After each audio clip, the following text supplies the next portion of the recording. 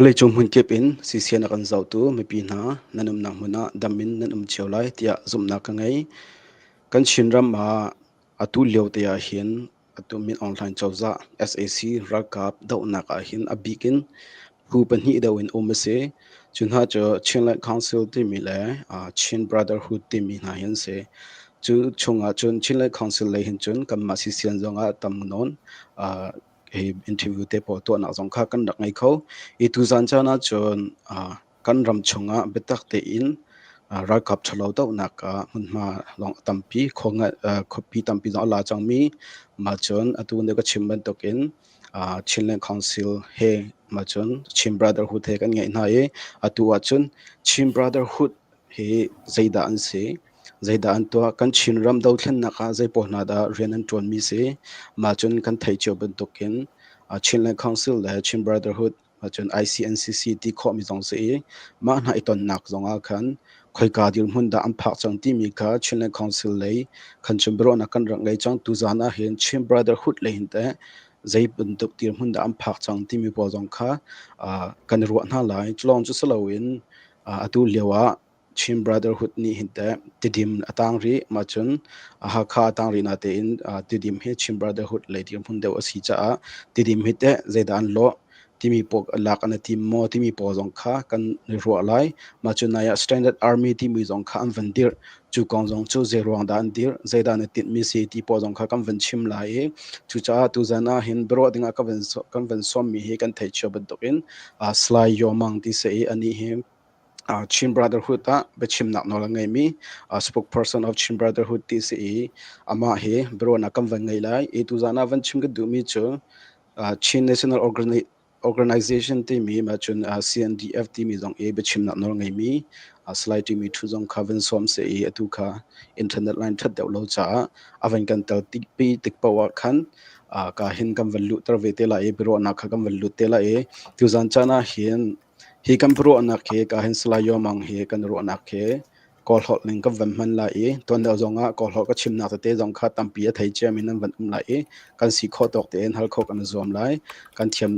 tuk lo le kol hot kan chim te ka a fak tuk min ha lo so te po zonga khan fak se ti ruang salo in thiam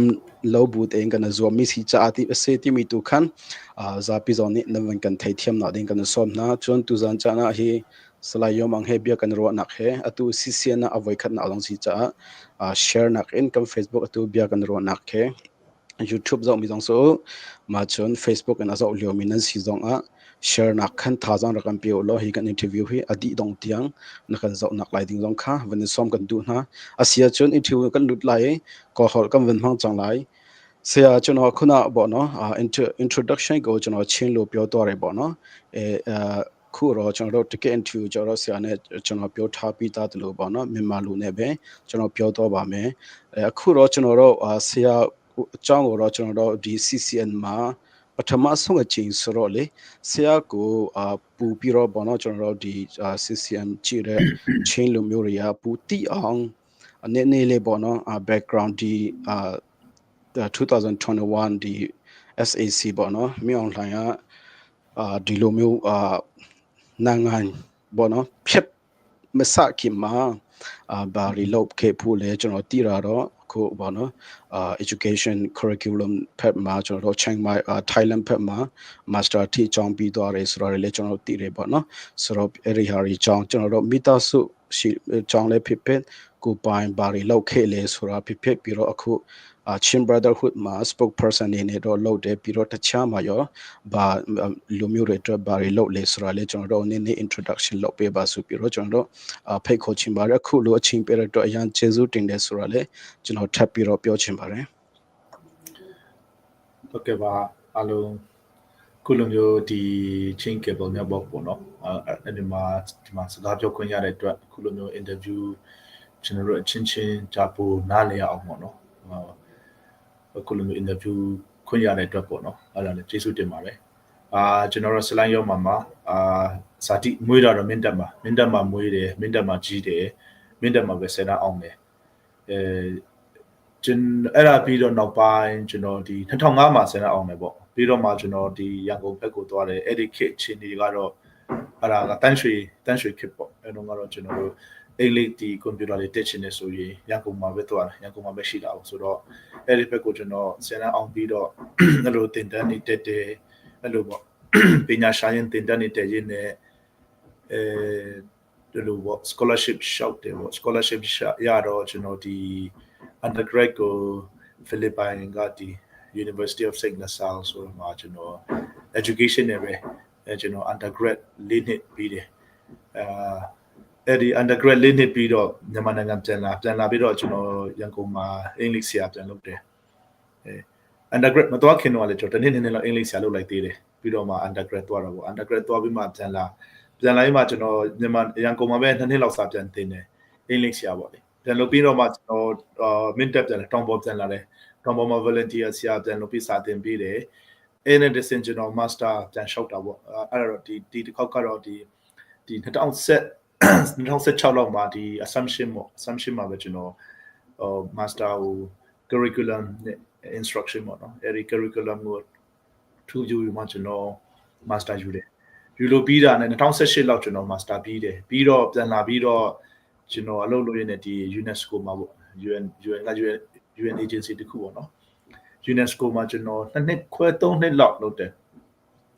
အတိကတော့ဒီ teacher education နဲ့ curriculum ပေါ့နော်ဒီလိုမျိုး education transform or reform ပေါ့နော်အဲ့လိုမျိုးဒီဦးသိန်းစိန်ခေတ် NLD ခေတ်ကဒီဟာတွေကိုကျွန်တော်တို့ဆက်လုပ်နေကြတာပေါ့ဆိုတော့ကျွန်တော်ဒီ UNESCO မှာလုပ်နေတော့မှာပဲဒီ2021မှာအာဏာသိမ်းသွားတာပေါ့အဲ့ဒါနဲ့ကျွန်တော်အာဏာသိမ်းကစားတော့အားလုံးကျွန်တော်အားလုံးဆန္ဒပြကြတယ်ပေါ့နော်ဒါ R2P လာမှလို့ဗာ48နိုင်ပဲဆောင်းမှာမလို့ဘာလို့ညာလို့ပေါ့နော်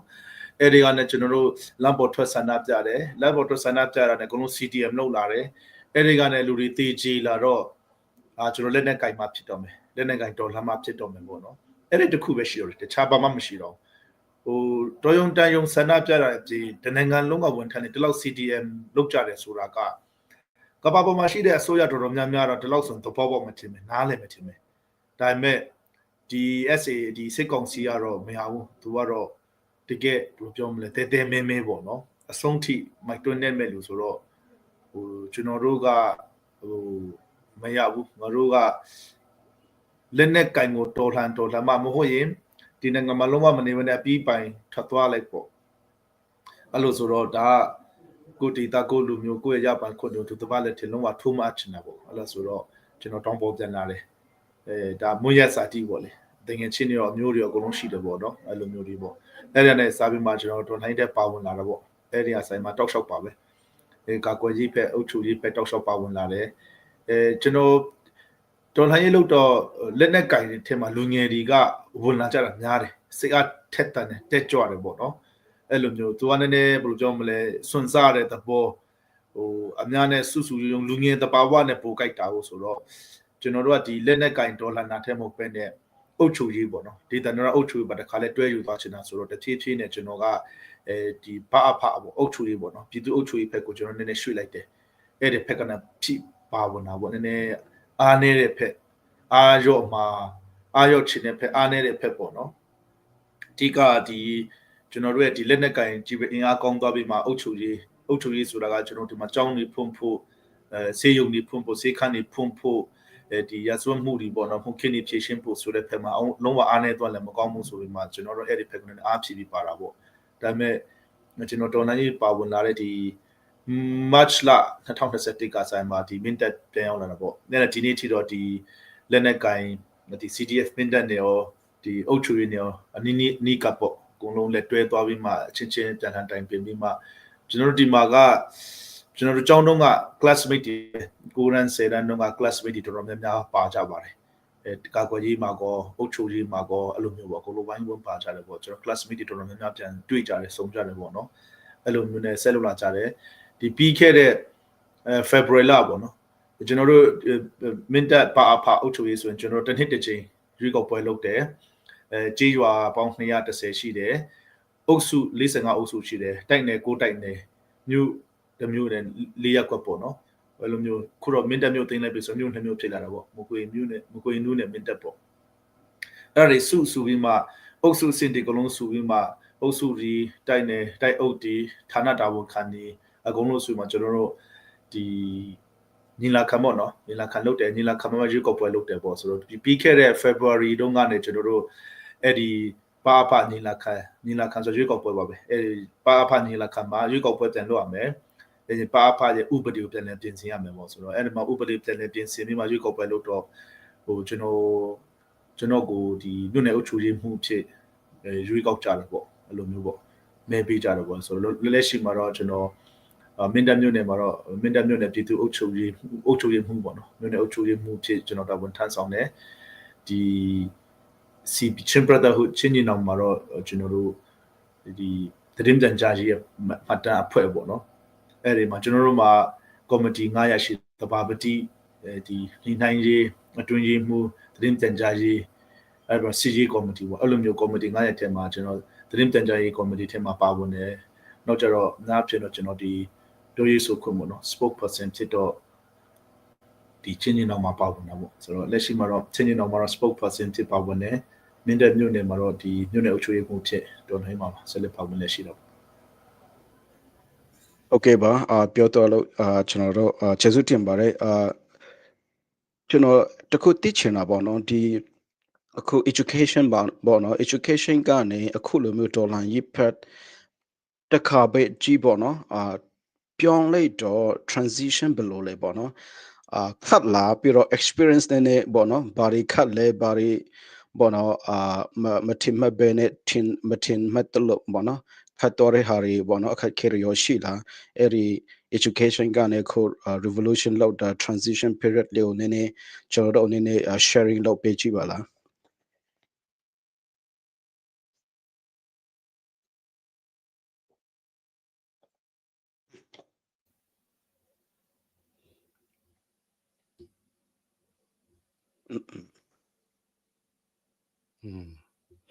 သူ line ကတစ်ချက်ပြန်ပြုတ်လိုက်လို့သူ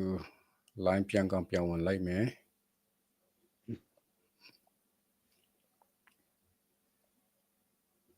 Okay line chat တော့တယ်ထင်တယ်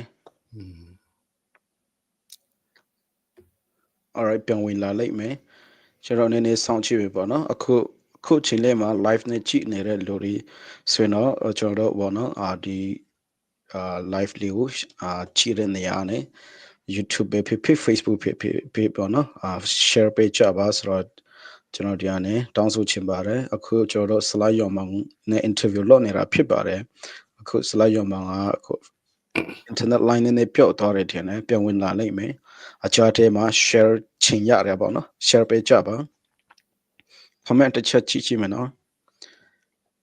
ဗမာဟုခိုင်မီချောနာမည်ပြောမှရင်ခွလွတ်ပါချင်းလို့ပြောတာကဘာချင်းလေပြောထားအောင်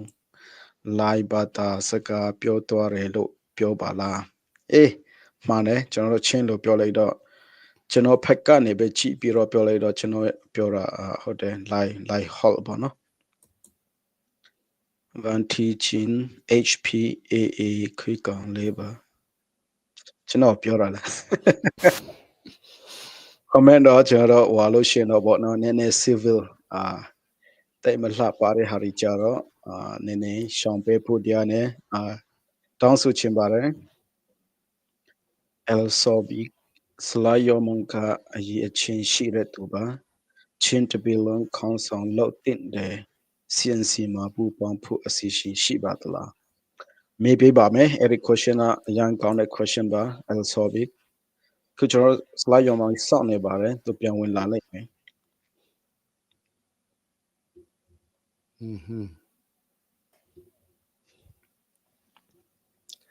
喂น้องนี่เราเป็นชวนช่วงครับมาอ๋อนั่นวันนี้ชวนก็เรามา โอเคกันรักวันกันสันกันสักอะไรมั้ง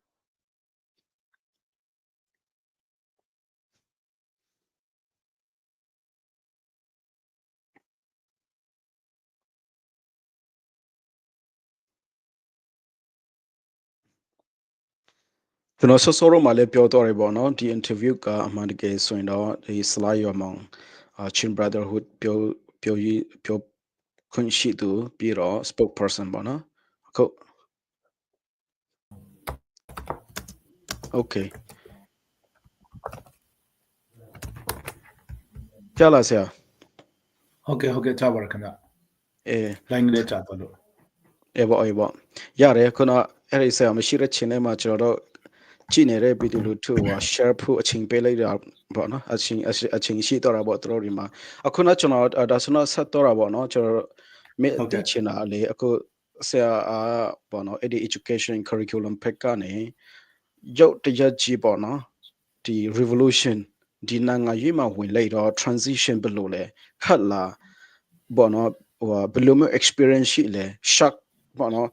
တဲ့ဟာရောရှိလာပေါ့နော်မထင်မှတ်တဲ့ဟာထက်ခတ်လာပေါ့နော်နည်းနည်းအဲ့ဒီ transition လုပ်တဲ့အခြေအနေလေးကိုတစ်ချက်sharing လုပ်ပေးပါလားထင်ထားတာထက်အများကြီးခက်တယ်အများကြီးခက်တယ်ဘယ်လိုပြောမလဲကျွန်တော်တို့ဒီဥမာဆို ABSDF အကြောင်း88ပေါ့နော်တောင်းမလဲဒီတပိတ်မောက်ချောင်းသားရှေ့ကနေဝန်ထွက်တိပမာတို့ပေါ့နော်တိုင်းပြည်ကနူးမုံတိုင်းကထန်တို့စသဖြင့်ဒေါ်လန်ရေးဆိုတာတပိတ်မောက်တယ်ဆိုတာလက်နဲ့ကိုင်တယ်ဆိုတာစာအုပ်ထဲမှာပဲဖတ်ဖူးတာ哦အဲ့လိုမျိုးအဲ့လိုဆိုတော့တကယ်ကိုတွန်ပေါ်ပြန်ရောက်လာတယ်နောက်ဆုံးလက်နဲ့ကင်ကြတယ်ဆိုတော့ဒါပထမကောက်ကွန်းတိုက်ပွဲဖြစ်တယ် ဒုတိယကိုကောက်ကွန်းတိုက်ပွဲဖြစ်တယ်စစ်ကောင်စီအရှင်ဟုံးနဲ့လာတယ်ပေါ့နော်လာတယ်နေဒီကျွန်တော်တို့မြို့ပုံကျဲတယ်ပေါ့နော်မြို့ပုံကျဲတယ်လူဒီဖတ်တယ်လူသားတိုင်းလုပ်တယ်ပြစ်တယ်ခတ်တယ်ဆိုတော့မင်းတပ်မြို့ပေါ်ကနေလူက2021မေလ14 15 16ဝန်းကျင်ဆိုရင်လူပေါင်း1000နီးပါးကရုတ်တရက်နိုင်တကယ်နိုင်ပိုင်းတို့မှာအကုန်လုံးထွက်ပြေးရတယ်ထွက်ပြေးမှနေဖက်တီရောက်သွားတယ်တပတ်နှစ်ပတ်လုံးနဲ့ကြောင့်နေဖက်ကိုစစ်ကြောင်းတွေဆက်ထိုးတယ်ဆိုတော့အဲ့ဒီမှာကကျွန်တော်တို့ရဲ့လူငယ်လေးတွေကဘယ်လိုပြောမလဲအခုမှစဟိုမနေ့တနေ့မှာ Mobile Legend ဒီ Facebook ဒီပေါ့နော်ဖုန်းပုတ်တဲ့ကလေးလေးတွေက3-4ရက်အတွင်းမှာပဲမောင်းပြန်တရတွေကင်လာတယ်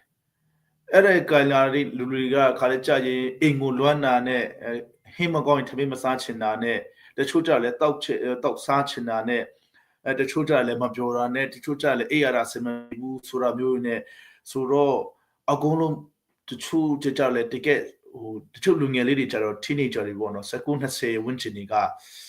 စိတ်ကိုဘယ်လိုပြောမလဲစိတ်ညစ်ညူးစိတ်ကျဉ်းကျပ်တာပေါ့နော် healthy မပြောမလဲမဖွင့်ထုတ်တတ်ဘူးပေါ့နော်အဲ့လိုဆိုတော့အများနဲ့စူပေါင်းနေတဲ့ခါကျပြဿနာညှိုက်တက်တယ်ဆိုတော့ကျွန်တော်တို့ဒီ2021အစောပိုင်းဒေါ်လာရဲ့အစောပိုင်းမှာတော့ကျွန်တော်တို့ကိုယ်တိုင်ရဲ့အသက်တရားစာစိုးရင်ကလည်းပြောချင်တာကမူးနေတဲ့ကလေးတွေတောက်စားတဲ့ကလေးတွေဖြစ်တယ်ဟိုအသေးကွဲနေတဲ့ကလေးတွေမိပေါက်လွမ်းတဲ့ကလေးတွေအိမ်လွမ်းတဲ့ကလေးတွေအကုန်လုံးနေပြီးတော့မှလည်းလူပေါင်းစုံစရိုက်ပေါင်းစုံကရုပ်တရက်စုပြုံလိုက်တော့စိတ်မွန်းချမှုစိတ်ညစ်မှုပေါင်းစုံကလည်းဒါပျော်နေတဲ့လူတွေလာစုနေတာမဟုတ်ဘူးလေတငယ်ချင်းတည်သွားတဲ့လူတွေရဲပေါ်ချသွားတဲ့လူတွေအမျိုးလူပေါင်းစုံစဲပေါင်းစုံရုပ်တရက်စုမိကြတော့ကျွန်တော်တို့မှာဘာ discipline ဘာ order ပေါ့နော် hierarchy သဘောမျိုးဘသူကဘယ်တာဝန်ထမ်းဆိုမှလည်းမရှိဘဲနဲ့ရုပ်တရက်တကယ်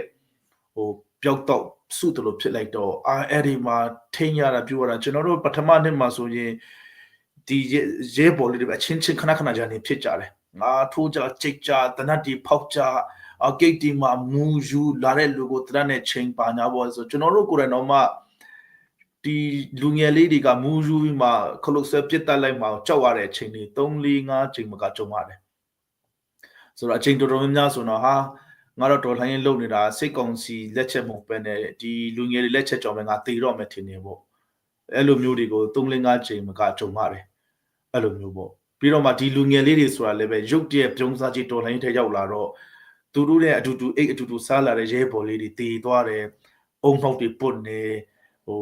ဘယ်လိုပြောမလဲမျက်လုံးတွေထွက်လာတဲ့ဥတွေထွက်လိုက်မှတေးတာကြည်တာမျိုးဆိုတော့တခါမှဒီကလေးတွေဆိုတာကဟိုငယ်တုန်းကပျောက်တနတ်နေတော့ပျောက်ဦးနဲ့ပျောက်တနတ်နေတော့ဆော့ဖူးတာမဟုတ်ဘူးသူတို့ဆော့တယ်ဆိုမှတနတ်မပါဘူးဆိုတော့ရုပ်တရက်ခုလိုမျိုးတကယ်လူဒီကိုအစုလိုက်ပြုံလိုက်တေးစင်နိုင်တဲ့တနတ်တီကိုကင်လာတဲ့အခါတကယ်ဒီတနက်ကဘလောက်နတ်ကြီးတယ်လဲဘလောက် responsibility ရှိတယ်လဲဆိုတာမျိုးတွေကိုကောင်းကောင်းနားမလဲသေးပဲနဲ့ပေါ့နော်တနတ်တီကင်ရတဲ့ခါကျတော့သူတို့ကိုယ်တိုင်အတွက်ကောသူတို့ရဲ့တငယ်ချင်းဒီလက်နက်ကင်ဖွဲ့စည်းအတွက်ကောပြည်သူတွေအတွက်ကောအရန်အန္တရာယ်ကြီးတယ်ပြီးတော့မှအကုန်လုံးကလူငယ်တွေဆိုတော့လဲ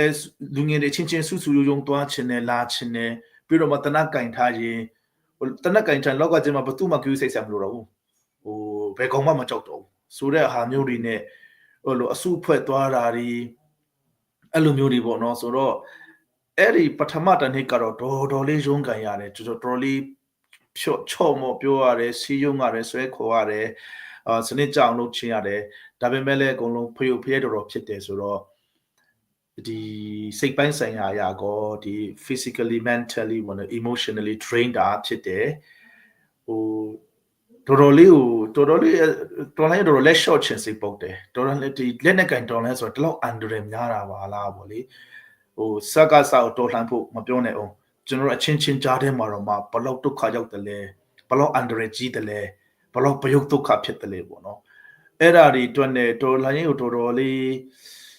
စိတ်တက်လို့မရဘူးပေါ့နော်စိတ်ကုန်းလို့မရဘူးကျွန်တော်တို့လူငယ်တွေဥဆောင်လုပ်တဲ့လူတွေကသာထားတာမတော့ပါတော့နောက်ဆုံးကျွန်တော်ဟို US ပဲသွားနေတော့မယ်ဒါမှမဟုတ်လည်း Europe ဖက်မှာပဲကျွန်တော် further study ပေါ့နော်ပြန်သွားလိုက်တော့မယ်ဒါမှမဟုတ်လည်းဒီကဘာပတ်နေလိုက်တော့မယ်ဟိုဒါမှမဟုတ်ထိုင်းဖက်မှာပဲသွားပြီးမှပေါ့နော် line ပေါ်မှာပဲဆရာကြီးလုပ်ပြီးမှဟိုလိုဒီလိုနဲ့ပေါ့နော် grant တွေရှောက်တော်လိုင်းရော aware နဲ့ပဲကူတော့မယ်ဆိုမှစဉ်းစားခဲ့တာလေမနေမတော့ပဲချိန်ပေါင်းမနေဘူးချိန်ပေါင်းရာနဲ့ချီလောက်တယ်ဒါပေမဲ့ကျွန်တော်တို့လူနေနဲ့ဥဆောင်တဲ့လူတွေအကြီးပိုင်းလေးတွေကဒီတိုင်းထွက်သွားမယ်ဆိုတဲ့ခါကြရင်ဒါတခုမှဖေးဖြစ်သွားနိုင်တယ်အတိကတော့ကျွန်တော်တို့ရဲ့လက်ပေါ်မှာတည်သွားတဲ့ရဲပေါ်လေးတွေအများကြီးရှိတယ်သူတို့ရဲ့အသက်တီကအလဟတဖြစ်သွားမယ်ဒီရဲပေါ်လေးတွေမှာအပြစ်မရှိဘူးရဲပေါ်လို့ဆိုသူတို့နားလေသူတို့ရဲ့ခံစားချက်ကိုဖွင့်ထုတ်ကြတာဖြစ်တယ်ရဲပေါ်လေးတွေဒီဘာယာထူဘယ်နေရာဘာရမယ်လို့နိုင်ငံရေးနားလေလည်းမဟုတ်ဘူးဘာယာထူဘယ်နေရာမှလည်းမျှော်မှန်းချက်ရှိတာမဟုတ်ဘူးမတရားမှုကိုတွန်းလှန်တိုက်ခတ်ရမယ်ဆိုတဲ့တကယ်အယူရှင်ဆုံးပေါ့နော်အယူခံစိတ်သက်သက်နဲ့တော်လှန်ခဲ့ကြတဲ့ရဲပေါ်လေးကိုညီလေးတွေဖြစ်တယ်ပေါ့နော်ဆိုတော့အဲ့ဒီရဲ့အသက်တီကိုတော့အလကားအဖြစ်မခံနိုင်ဘူးပေါ့ဒီတော်လှန်ရေးရေစုံမျိုးမခံနိုင်ဘူးဆိုတော့ ਨੇ ပဲကျွန်တော်တို့တဖြည်းဖြည်းချင်းစီပေါ့နော်ဘယ်လိုပြောမလဲတော်ခက်တယ်တော်လေးကြောက်စရာကောင်းတယ်တော်လေးအန်ဒရယ်များတယ်လုံးဝထင်မှမထားလောက်အောင်ခက်တယ်ဒီကြားရပေါ့နော်အဲ့လိုမျိုးပြန်စူးစီးကြတာပေါ့ပြန်ပြီးမှဒီနည်းနည်းအကြီးပေါ့ရှိရတဲ့ဥဆောင်ဥရပြုတဲ့လူကြီးတွေအကုန်လုံးကျွန်တော်ကျေးဇူးတင်ရတယ်အခုကျွန်တော်တို့ဒီCOC ချုပ်ကိုချွန်ပြီးတော့2စစ်ချုပ်တော့ကျန်တဲ့ဒီလူငယ်လေးတွေပေါ့ကျွန်တော်တို့ရှိရပထမဆုံးတက်မှာမှုကိုထန်းတိတ်မောင်တော့ပေါ့နော်ပြီးတော့ကျန်တဲ့လူပေါ့နော်ဒီမှာရှိပါတယ်ကိုဟောင်းတို့ကိုထွန်းနေဦးတို့တော်တော်များများပါပဲကျွန်တော်တို့ဒီဦးတမ်အောင်တို့ပေါ့နော်အဲ့လိုမျိုးတော်တော်များများဥဆောင်ဥရွက်လုပ်ခဲ့တဲ့လူတော်တော်များများဒီခံယူချက်အပြည့်နဲ့ပေါ့နော်ဆူစီတိုင်ပင်နဲ့ဝိုင်းလုပ်ခဲ့ကြတဲ့အတွက်ကြောင့်နည်းနည်းဒေါ်လိုင်းလန်းကျောင်းကလည်းချုံမသွားဘူးလေမထွက်သွားဘူးဖေဖြစ်မသွားဘူးပေါ့နော်ဖြည်းနဲ့နည်းနည်းပြန်အဆင်ပြေတယ်လိုမျိုးဖြစ်လာတာပေါ့လေနည်းနည်းဒီငိမ့်တဲ့အခြေအနေပြန်ရောက်လာတာပေါ့ဆိုတော့အခက်ခဲကတော့လုံးဝမပြောနိုင်တော့အောင်ပဲတော်တော်ခက်ခဲတယ် Okay ပါကျေးဇူးတင်ပါတယ်ဒါဆိုတော့ဒီpersonal အကြောင်းအနေနဲ့ကျွန်တော်နောက်ဆုံးမှမဲလို့ပြောတဲ့ဒါပေမဲ့အခုကျွန်တော်ဒီအကြောင်းပြောရင်းနဲ့ပဲတခါလေးထပ်မဲချင်တယ်ဆရာကျွန်တော်ဆရာလည်းကိုယ်တိုင်လေးပြောရပေါ့နော်ဒီ curriculum pad နဲ့ပေါ့နော်တကယ်လို့ဒီ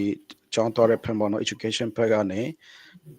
တော့မယ်ဆိုတော့ပျော်ပျော်ရွှင်ရွှင်နဲ့ပေါ့နော်ဆရာပြောသလိုတခြားနိုင်ငံခြားတွေမှာလည်းတွားလို့ရတယ်ပျော်ပျော်ရွှင်ရွှင်နဲ့ဘဝကိုဖျက်ဆီးလို့ရတယ်ဘာဖြစ်လို့ဒီအလောက်ကိုဒီ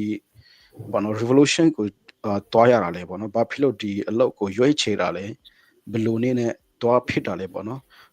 ပျော်ပျော်ရွှင်ရွှင်လည်းမနေချင်ဘူးလားဒီလောက်ခက်ခဲတဲ့အလောက်ကိုဘာဖြစ်လို့ရွေးချယ်လိုက်တာလဲဆိုတော့ဘာစိတ်တက်လဲဆိုတော့ကျွန်တော်တစ်ချက်သိချင်လို့ပေါ့နော်အတိကတော့လူတွေကဒီဒေါန်ဆန်းစုကြည်ပြောတယ်ပေါ့နော်အဲ့ဒီထဲမှာကျွန်တော်လုံးဝသဘောကျတာရင်ထဲမှာထည့်ထားတာတော့ပေးဆက်တယ်ဆိုတဲ့စကားလုံးကိုဒေါန်ဆန်းစုကြည်မသုံးစေချင်ဘူးဒါက choice တခုပဲပေါ့နော်လောလောရွေးချယ်ထားတဲ့ဒီဝန်ထုတ်ပေါ့နော်ဒီ burden တခုဒီဝန်ထုတ်တခုဒီဒါဝန်တခုကိုကိုယ့်ရဲ့တကယ် consent ပေါ့နော်ကိုယ့်ရဲ့လွတ်လပ်တဲ့စိတ်အပြည့်အဝနဲ့ကိုယ့်အနေကိုကောက်ယူမှာကိုယ်ပခုံးပေါ်တင်ပြီးမှကိုယ့်အနေကိုသွားမှာပဲဘယ်သူမှမင်းကိုတာဝန်ပေးရလဲမဟုတ်ဘူးဒီတာဝန်ထမ်းဆောင်နေဆိုရင်ဒီဝန်ထုတ်ကိုတည်ပို့ရင်မင်းကိုဘလောက်ပေးမယ်ဆိုလာစားပေးတာလည်းမဟုတ်ဘူးပေါ့နော်ဒီနိုင်ငံရေးလုပ်တယ်ဆိုတာပေါ့လေလွတ်လပ်တဲ့စိတ်နဲ့လုပ်တာဆိုတော့ပေးဆက်တယ်ဆိုတဲ့စကားလုံးမသုံးနဲ့ပေးဆက်တယ်လို့သုံးအောင်ကိုယ်ရဟန္တာလည်းမဟုတ်ဘူးဒါကြီးကျယ်မြင့်မြတ်တယ်လို့လည်းမဟုတ်ဘူးပေါ့နော်ဆိုတော့ကျွန်တော်လည်းအဲ့လိုပဲဒီမှာပေးဆက်နေတာမရှိဘူးအတိကဒီအလုပ်ကိုဘာလို့လုပ်ဖြစ်တယ်လဲဆိုတော့အခုနကျွန်တော်ပြောတဲ့ထဲမှာလည်းပါသွားပါရဲဘော်လေးတွေပေါ့နော်ကျွန်တော်ရဲ့လက်ပေါ်မှာတည်သွားတဲ့ရဲဘော်လေးတွေအများကြီးဆိုတော့ဒါကိုထားခဲ့မယ်ဒါခက်ခဲလွန်းလို့အန်ဒရယ်များလွန်းလို့မျိုးဖြစ်လို့မလုပ်တော့ဘူးဆိုမှထားခဲ့တယ်ဆိုရင်ကိုယ့်ရဲ့လက်ပေါ်မှာတည်သွားတဲ့ရဲဘော်လေးတွေအသက်တွေလကားဖြစ်သွားမယ်ကျွန်တော်ဘယ်လိုပြောမလဲအဲ့လိုမျိုးပေါ့ဒီ further study ပေါ့နော် Europe ဘက်ကိုဥရောပလည်းမရောက်ဘူးတော့ဥရောပလည်းအလေအပတ်သွားရင်းနေပေါ့နော်further study လူမျိုးပေါ့တစ်ချက်ကုန်နဲ့ချက်သွားလိုက်မယ်ဆိုရင်လည်းစားလို့လည်းပြောမှာမဟုတ်ဘူးအိတ်လို့လည်းပြောမှာမဟုတ်ဘူးပါဆိုကျွန်တော်ရဲ့ဒီ conscious ပေါ့နော်လိပ်တာကအများနဲ့6နေပါပဲကိုလွတ်ရုံးခဲ့တယ်လို့ပေါ့နော်ကျွန်တော်အတွက်အရေးကြီးဆုံးကလောကကြီးမှာကျွန်တော်တို့အရေးကြီးဆုံးက self respect ပဲ ကျွန်တော်self respect မခံစားဘူးဆိုရင်စားလို့လည်းမပြောတော့အဲ့လိုလည်းမရတော့ဘူးဆိုတော့ဒီနေ့နဲ့ရှောင်းထွက်သွားမှဆိုရင် self respect လုံးမရှိတော့မဟုတ်ဘူးကျွန်တော်တစ်သက်လုံးပင် shame ပေါ့နော်တစ်သက်လုံးဘယ်လိုပြောမလဲတိတ်ခါမဲ့တဲ့ဘဝရှက်ရွံ့ရတဲ့ဘဝပေါ့နော်ကိုပေါ့နော်လူမသိဘယ်သူမှတော့သိမှာမဟုတ်ပါဘူးကိုပဲသိမှာပါနော်ကိုကနေကိုလူတွေထင်မြင်မှာအလောက်ကန်ကောင်းကောင်းနဲ့အောင်မြင်တဲ့ပညာတတ်တယ်ဆိုတော့ဘဝနေနိုင်မှာပေါ့ဒါပေမဲ့ကိုက I will live in shame ပေါ့နော်အဲ့ဒါမျိုးဘယ်လို့မှမခံစားနိုင်ဘူးပေါ့အဲ့လိုမျိုးဖြစ်တာအတိကတော့ဒီအဆုံးစွန်တော့ပေါ့နော်ရဲပေါ်လေးတွေကိုလက်ပေါ်မှာတည်သွားတဲ့ရဲပေါ်လေးတွေကိုတက်ရောက်ရတဲ့ funeral တွေရဲပေါ်အလုံးကိုမိပါရရှိပြန်သွားအပ်တဲ့အခါမိပါရရဲ့ခံစားချက်တွေ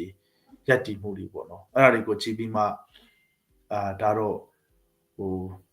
အဒီလောက်ကိုဆက်လုံးမှာဖြစ်မယ်ပေါ့အဲ့လိုမျိုးပေါ့ကျွန်တော်တို့ဆိုရင်ဒီမင်းတပ်မြို့နယ်ထဲမှာဆိုရင်တောတဲတောင်ထဲမှာပဲကျွန်တော်တို့ရွာရီတောရီတောင်တွေထဲတောင်ရတဲထဲမှာပဲနေတာ3-4နှစ်လောက်ရှိပြီဆိုတော့ငါတို့တော့ဒီတဲ့မင်းတပ်တော့မပြန်နိုင်တော့ဘူးထင်တယ်ဒီလိုပဲတောထဲမှာပဲသွားရင်းလာရင်းယုံရင်းကန်ရင်းနဲ့လူတွေကတတိနဲ့လူတွေလည်းနေတဲ့ထဲနေလာတာကိုလုတ်တဲ့လူတွေကလည်းအစနဲ့စားလူတွေနေတဲ့ထဲနေလာတယ်ကျွန်တော်တို့တောထဲရောက်တဲ့ထဲရောက်လာတယ်နေတဲ့ထဲနေလာတယ်ဆိုတော့ငါတို့လည်းပါလို့ဒီလိုနဲ့နောက်ဆုံးကျတော့တောင်ရခုတ်တယ်လူပဲလို့မတားဆန်နဲ့ဖြစ်လာမှချင်းနေပေါ့နော်ဒါပေမဲ့တချို့တော့တိုက်ပွဲတွေကရှုံးနေနိုင်တယ်ဆိုတာထက်ခံယူချက်တစ်ခုနဲ့တစ်ဆိုင်မှလောက်ရမယ့်ဟာတွေရှိတာဆိုတော့ဒီလိုပဲတောက်လျှောက်လိုရင်းနေပေါ့နော်ကျွန်တော်တို့ကိုမျိုးကိုပြန်တက်ယူနိုင်တယ်သိမ်းနိုင်တယ်ပေါ့အဲ့လိုမျိုးပေါ့ဆိုတော့အဓိကတော့ဒီလှုပ်ဆက်လုပ်ဖြစ်တယ်ဒီ online မှာဘာဝင်ဖြစ်တယ်ပေါ့အဲ့ဒါမှကျွန်တော်တို့ပေးဆက်နေတာအနစ်နာခံနေတာဘာမှမရှိဘူးကိုယ့်ရဲ့လွတ်လပ်တဲ့ဆုံးဖြတ်ချက်နဲ့ကိုပါဝင်တာပဲရှိတယ်အဲ့ဒီဆုံးဖြတ်ချက်ကလည်းဒီ self respect ကနေလာတယ်ဒီ self respect ဆိုတာလည်းပဲဘယ်လိုပြောမလဲမြေပြင်မှာဖြတ်တတ်တဲ့ချိန်မှာရဲပေါ်လေးတွေရဲ့ကျွန်တော်ကအရှင်းပြောရင်ကိုလူမျိုးတအားချစ်ပါတယ်အကုန်လုံးတအားပေးဆက်ချင်ပါတယ်အနစ်နာခံချင်ပါတယ်ကလုံးတိုးတက်စေချင်ပါတယ်ကျွန်တော်လူဒီပေါ်အများကြီးစေနာထားပါတယ်တအားကျွန်တော်တကယ်ကောင်းတဲ့လူကောင်းတယောက်ပါလို့ကျွန်တော်နည်းနည်းလေးမှမတတ်မှာဘူးသူလိုငါလိုပဲဖြစ်နိုင်ရင်ဒီအလုပ်တစ်ဆက်မှမလိုဘဲနဲ့ကိုကလည်းကိုပြောရွှင်အေးစေးနေစေချင်တာအဲ့လိုမျိုးပေါ့ဒါပေမဲ့ဒီအခုသွားနေလို့လည်းရပါတယ်အဲ့လိုသွားနေလိုက်တဲ့ဆိုရင်လည်းဘယ်တော့မှ16 years ပြီးမှတသက်လုံးပေါ့နော် I will live in shame အဲ့ဒါကိုကျွန်တော်လုံးဝမခံစားနိုင်ဘူးပေါ့နော်ဆိုတော့အဲ့ဒီ self respect တခုတော့ပေါ့နော်မြန်မာလိုပြောတာတော့လိတ်တာလုံးချင်တာပေါ့လေကိုကလည်းကိုလိတ်တာလုံးချင်တယ်ကိုရဲပေါ်ရဲဘက်တီကိုပေါ့နော်တန်နေတဲ့ဘက်က honor လုပ်ချင်တဲ့သဘောပေါ့အဲ့လိုမျိုးပါ Okay ပါကျေးဇူးတင်ပါတယ်အခုလို့ကျွန်တော်တို့ဒီပေါ့နော်ကျွန်တော်တို့လူမျိုးတွေအတွက်ချင်းလူမျိုးပေါ့နော်အဲ့တွေအတွက်အခုလို့revolution မှာဒီလိုပေါ့နော်လောက်ဆောင်တာကိုကျွန်တော်တို့ဒီကနေဂုဏ်ယူပါတယ်ဆိုတာအားပေးပါတယ်ဆိုတာလည်းထပ်ပြောချင်တယ်ဒါဆိုတော့ question မှာတွားကြရအောင်နော်ကျွန်တော်တို့ဆရာလေးချိန်တိတ်ရှိမှာမဟုတ်ဆိုတော့လေအခုကျွန်တော်ပုံမှန်ကြားနေတယ်ပေါ့နော်လူကြီးတွေကျွန်တော်တို့ interview တွေကြည့်တဲ့ဟာမှာပဲဖြစ်ဘယ်မှာပဲဖြစ်အများကြားတာကျွန်တော်တို့ main online SAC ကိုနိုင်ခိုင်နေပြီလို့ကြားတယ်ပေါ့နော်ကျွန်တော်တို့တကယ်ရောပြတ်တပေါ့နော်မှန်ကန်လေးနေနေပြောလို့ရှိရင်တကယ်နိုင်ခိုင်နေပြီလားပေါ့နော်ဘာဖြစ်လို့နိုင်ခိုင်နေပြီပြောကြတာလေအဲ့ဒါဒီ slide ကျွန်တော်တို့ဆရာကရောဘလူးထင်လဲပေါ့နော်ဘာကြောင့်လဲဆိုတော့ချင်းပြည်သူလူတွေကတခါတလေနင်တော့ပေါ့နော်ငါတော့စိတ်တက်ကြွအောင်ပဲနင်တော့ပြောကြတာဆိုပြီးတော့ပြောရလူလေးရှိတယ်တကယ်နိုင်ခိုင်နေပြီလားကျွန်တော်တို့နိုင်ခံနေပြီလားဆိုတော့နှစ်ပိုင်းအနေနဲ့ပြောလို့ရမှာထင်တယ်နော်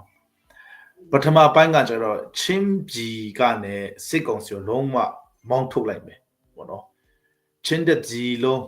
ချင်းလင်းပေါ့နော်ချင်းပြည်အကုန်လုံးလွတ်မြောက်သွားပြီဆိုတာကိုနိုင်ပြီလို့ကျွန်တော်တို့သတ်မှတ်တယ်ဆိုရင်တော့အဲ့ဒါတော့တော်တော်နီးပြီလို့ပြောလို့ရတယ်ကျွန်တော်တို့ဒါကောင်းကောင်းမွန်မွန်ပူပေါင်းလိုက်မယ်ဆိုရင်ဒါ3-4 လအတွင်းဖြစ်လာနိုင်တဲ့အရာပဲရှင်းပြောရင်မြန်မာနိုင်ငံမှာရှိတဲ့တိုင်းနယ်ပြည်နယ်တွေအားလုံးထဲမှာချင်းပြည်နယ်ဒီအလားလာအကောင်းဆုံးပဲ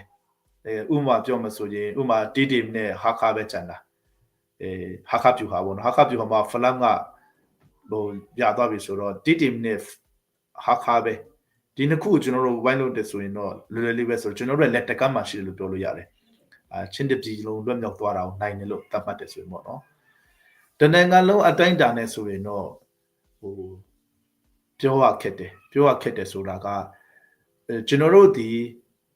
ဘလို့မှမျှော်မှန်းမထားလောက်တဲ့အောင်မြင်မှုမျိုးဘယ်တော့မှစိတ်ကူးထဲတော့ထည့်လို့မရတဲ့အောင်မြင်မှုမျိုးထိရောက်လာကြပြီအဲ့ဒါကိုကြည်ချင်းအဖြစ်တော့နိုင်ခံနေပြီလို့တွက်လို့ရတဲ့အပိုင်းရှိတယ်ဒါပေမဲ့တစ်ဆက်တည်းမှာပဲစစ်ကောင်စီရဲ့ပြင်ဆင်မှုadapt ပေါ့နော်စစ်ကောင်စီကပြုပြင်အလိုက်တင်လာတဲ့ပြုပြင်ပြောင်းလဲလာမှုပြီးတော့မှအိန္ဒိချင်းနိုင်ငံတချို့ပါဝင်မှုညံ့တယ်ဆိုတော့ကျွန်တော်ရဲ့ပန်းတိုင်ဒီဟိုလူဒီ motivation ပေးတယ်လို့တော့မဟုတ်ဘူးပြောချင်တာကဥမာဆိုသူတို့အခုနောင်ချိုဘက်ကိုထိုးလာပြီးဒီ granny ဘက်ကိုထိုးတယ်ဟိုဒီပမုံဖက်ဆိုရင် talk shop ပြန်တောင်းခံနေတော့ပေါ့နော်နေဒီဖက်မှာဆိုလဲ talk shop ထိုးတယ်ဥမာကလေးဖက်ကိုလည်းတက်လာတယ်ဒီချင်းပြည်မြောက်ပိုင်းဖက်ကချင်းပြည်တောင်ပိုင်းဖက်ကဘခုကလည်း126စီတက်လာတယ်နေဒီဖက်မှာပဲသူတို့လုံးဝနေမြေပြန်ရောက်ပြန်ထိုးနေတဲ့ပိုင်းတွေရှိတယ်ပေါ့နော်တချို့နေဆိုပြန်သိမ်းလာတယ်အဲ့လိုမျိုးလေးတွေရှိတယ်ပြီးတော့မှတချို့နိုင်ငံတကာပြည်ပနိုင်ငံတွေအိန္ဒိချင်းနိုင်ငံတွေရဲ့ကူညီမှုဖိအားနေပေါ့နော်ဟိုတော်လှန်ရေးမနိုင်စေချင်တဲ့လူတွေပေါ့လေအဲ့လိုမျိုးတွေနဲ့ရှိတယ်ဆိုတော့တစ်ဖက်မှာလည်းကျွန်တော်တို့အတွက်စစ်ကောင်စီလုံးဝကြာရှုံးသွားဖို့ဒီထင်ထားတာတဲ့အများကြီးကျွန်တော်အလုပ်လုပ်ဖို့လိုသေးတယ်ဟိုဒါပေမဲ့တစ်ဖက်ကကြည့်မယ်ဆိုရင်ကျွန်တော်တို့ဒီ NUG ရဲ့ထွေထွေထိုးစစ်ပေါ့နော်NUG ကထွေထွေထိုးစစ်လို့ပြောနေတာကြားပြီးစစ်ကောင်စီကတော့ဘာမှမပြောဘဲနဲ့သူ့ရဲ့တံပြန်ထိုးစစ်တွေစနေပြီပေါ့အဲ့လိုမျိုးပေါ့ဆိုတော့ဟိုတကယ်ထွေထွေထိုးစစ်ကြီးပြောတာကဘလောက်အောင်မြင်မှလဲဘလောက်ပြင်ဆင်ထားတယ်လဲပေါ့နော်စီကြီးသဘောတဘာဝမှာတော့အကုန်လုံးလှုပ်ဖို့နိုင်တယ်များလှုပ်ဖို့တာအကောင်းဆုံးပဲလေအဲ့လိုမျိုးပေါ့ဆိုတော့ကျွန်တော်တို့မှာပြောရခက်တယ်ဟိုစစ်ကောင်စီရဲ့ဒီကပ္ပစဆက်ယုံဒီကပ္ပစလည်းနဲ့ဒီကိုအနိကချိုးနိုင်တယ်တောက်လျှောက်ဝင်မယ်ပြီးတော့မှ PDF ကလည်းကောင်းကောင်း NUG PDF နဲ့ ERO နဲ့ကောင်းကောင်းချိတ်ဆက်နိုင်မယ်ဆိုရင်တော့စစ်ကောင်စီကျွန်တော်ကောင်းကောင်း PR ပေးလာနိုင်တယ်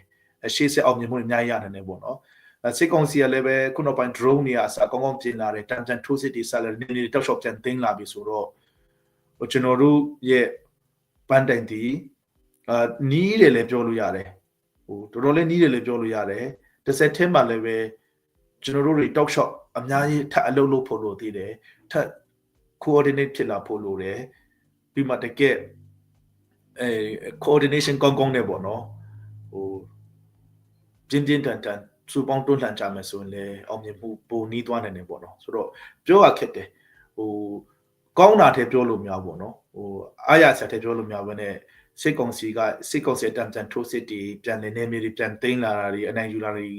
နိုင်ငံတကာမှာဝန်ဆက်လာတွေပြည်ပနဲ့ထောက်ပံ့လာတွေပေါ့နော်ကိုဒီ MNDAA နဲ့ပတ်သက်လို့တင်ဒီဆိုလဲကြားနေရတယ်နောင်ချိုဆိုလဲကြားနေတယ်လာရှိတော့သူတို့ပြန်ညာသွားပြီလေအဲ့ဒါမျိုးတွေအစားကြည့်မယ်ဆိုရင်လေဒေါ်လာကြီးအတွက်တော်ကြီးမားတဲ့အချက်ပေးခုံးလုံးတန်နေပေါ့နော်အဲ့လိုမျိုးလည်းကျွန်တော်တို့မြင်ပြီးတယ်โอเคပါကျွန်တော်တို့ပေါ့နော်ဒီညတော့အများဖင်ဒီ Chin Brotherhood pack ပေါ့နော်ပြောသွားမယ်ပြီးတော့ဆရာဟိုကျွန်တော်တို့ slide တင်ပြီးလဲ join meeting တော့ question လေးတွေကရောတဲ့ပုံစံနဲ့ကျွန်တော်တွတ်ထားတယ်ပေါ့နော်ဆိုတော့တကယ်လို့ဒီ slide CNO CNDF ဖတ်ဟိုmake သွားတာလို့ရှိလို့ရှိရင်လေတကယ်လို့ဖြေလို့မရဘူးဆိုရင်လေပေါ့နော်ရတယ်ပေါ့နော်ကျွန်တော်မှာမိတာတွေပေါ့နော်မေးမိတာမှာမိတာတွေရှိလို့ရှိရင်လေခွင့်လွှတ်ပေးဖို့ကြိုပြောချင်တယ်ဆိုတော့လေဆရာကျွန်တော်တခုနောက်တစ်ခုအဲ့ဒီ Chin Brotherhood အခုနိုင်တဲ့အကြောင်းနဲ့ပေါ့နော်တည်ချင်တာ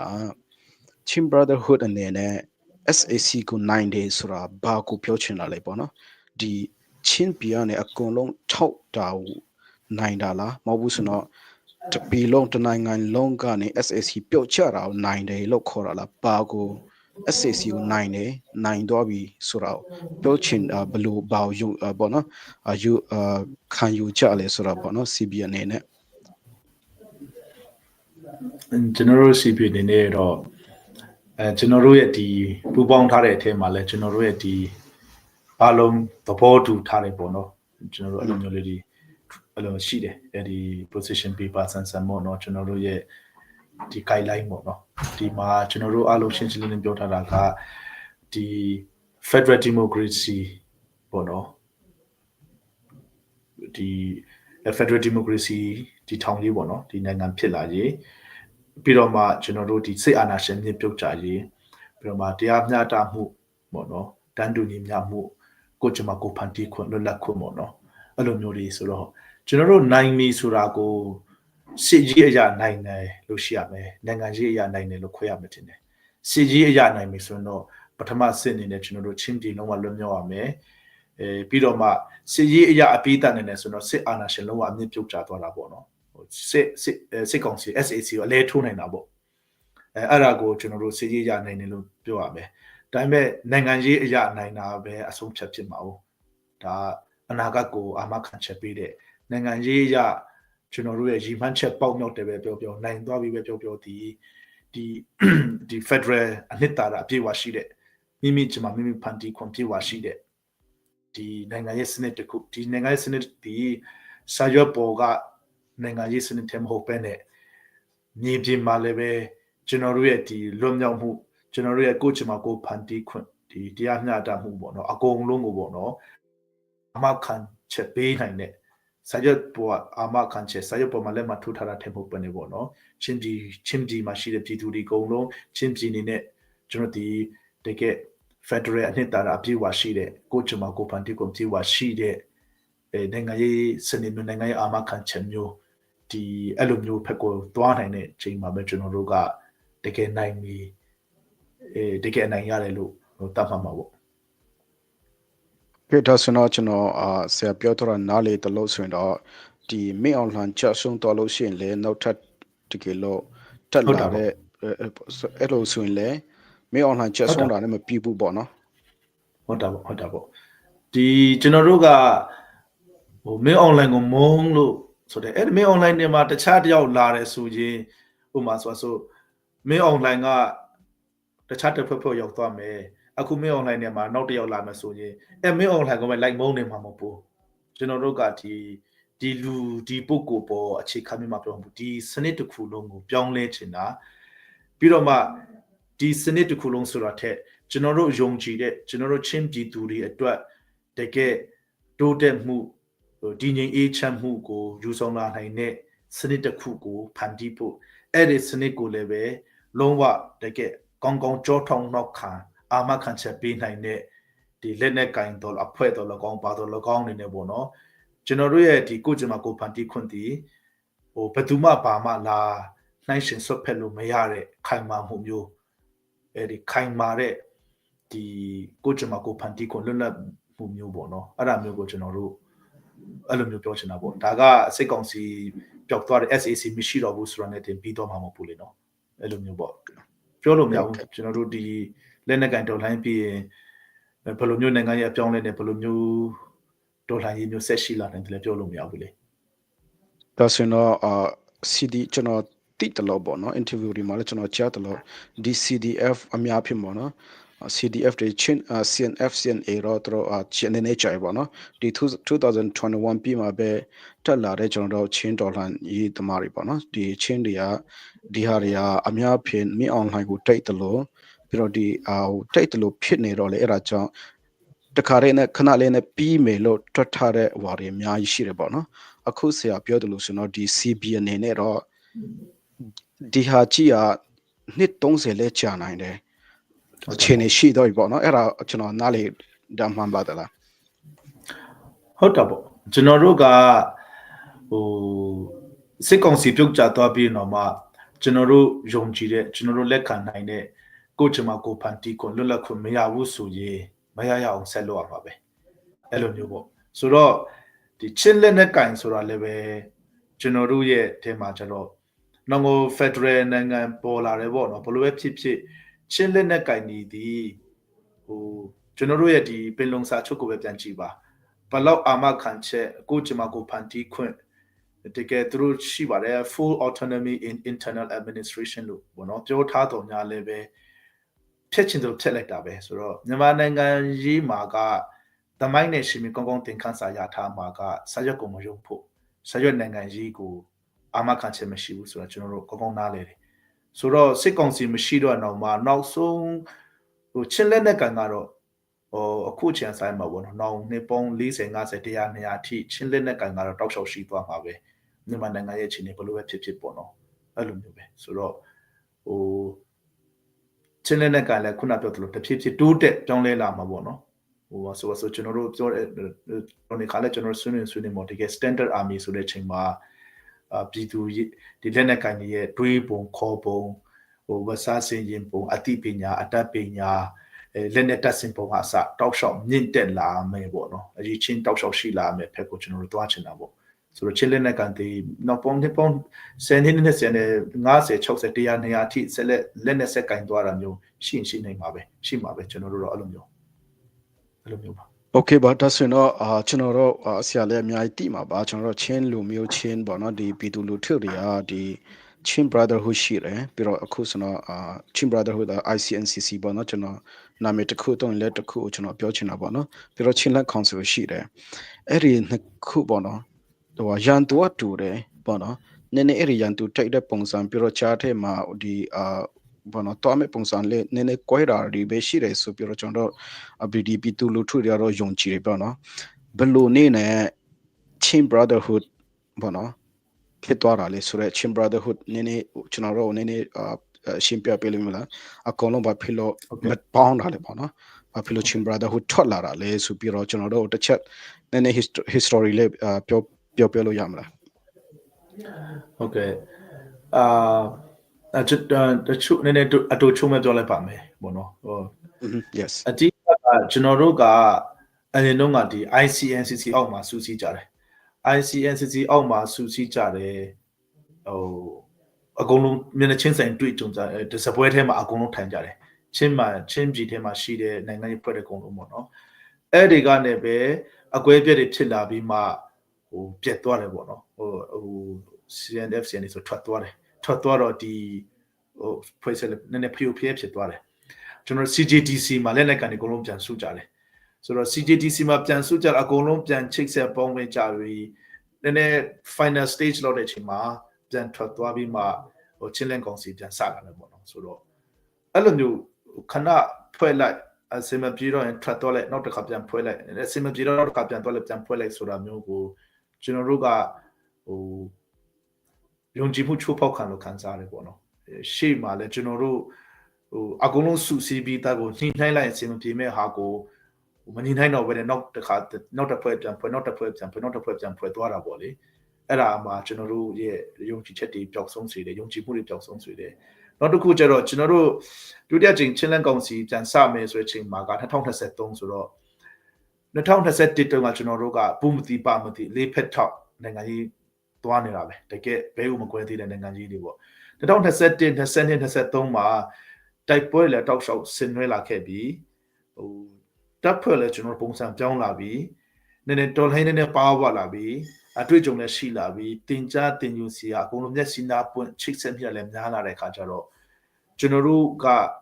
ဒီချင်းတော်လှန်ရေးမှာတော်လှန်ရေးကိုတော်လှန်နဲ့တူအောင်မလုပ်ကြဘူးဆိုတဲ့ခံယူချက်ရှိလာတယ်ပြောချင်တာကကျွန်တော်တို့ချင်းတော်လှန်ရေးမှာကဘယ်လိုပြောမလဲ constitution ရေးဖို့ပဲအားတန်နေတယ်ပေါ့နော်ဘယ်လိုပြောမလဲ charter တခု constitution ပဲရေးကြမယ်ပေါ့လေအဲ့ဒါရေးပြီးသွားပြီးလို့ဟုတ်ပါပြီတကယ်လို့ကျွန်တော်တို့ကအဲ့ဒါအကုန်လုံးသဘောတူတယ် constitution တခုရေးသွားပြီး constitution ရေးပြီးလို့ constitution ပေါ်ချိန်ခိုင်းမှာအစိုးရပေါ်လာပြီးကျွန်တော်ချင်းအစိုးရပေါ်လာပြီဆိုတော့ချင်းပြည်မြို့တွေမှာအများကြီးမှာလက်ဝါးကြီးအုပ်ထားတဲ့ SAC ကမင်းတို့က constitution လည်းရှိပြီးအစိုးရလည်းရှိပြီးဆိုတော့မင်းတို့ပဲအုပ်ချုပ်တော့ငါတို့ပြန်ထွက်သွားတော့မယ်ဆိုရင်စက်ကောင်ကထွက်သွားမှာမဟုတ်ဘူးကျွန်တော်တို့ကဒီ constitution နဲ့ဒီအစိုးရပေါ်လာရေးပဲအာရုံစိုက်နေတယ်စိတ်ကောင်ဆရာမျိုးတွေအကုန်လုံးထိန်းနေတယ်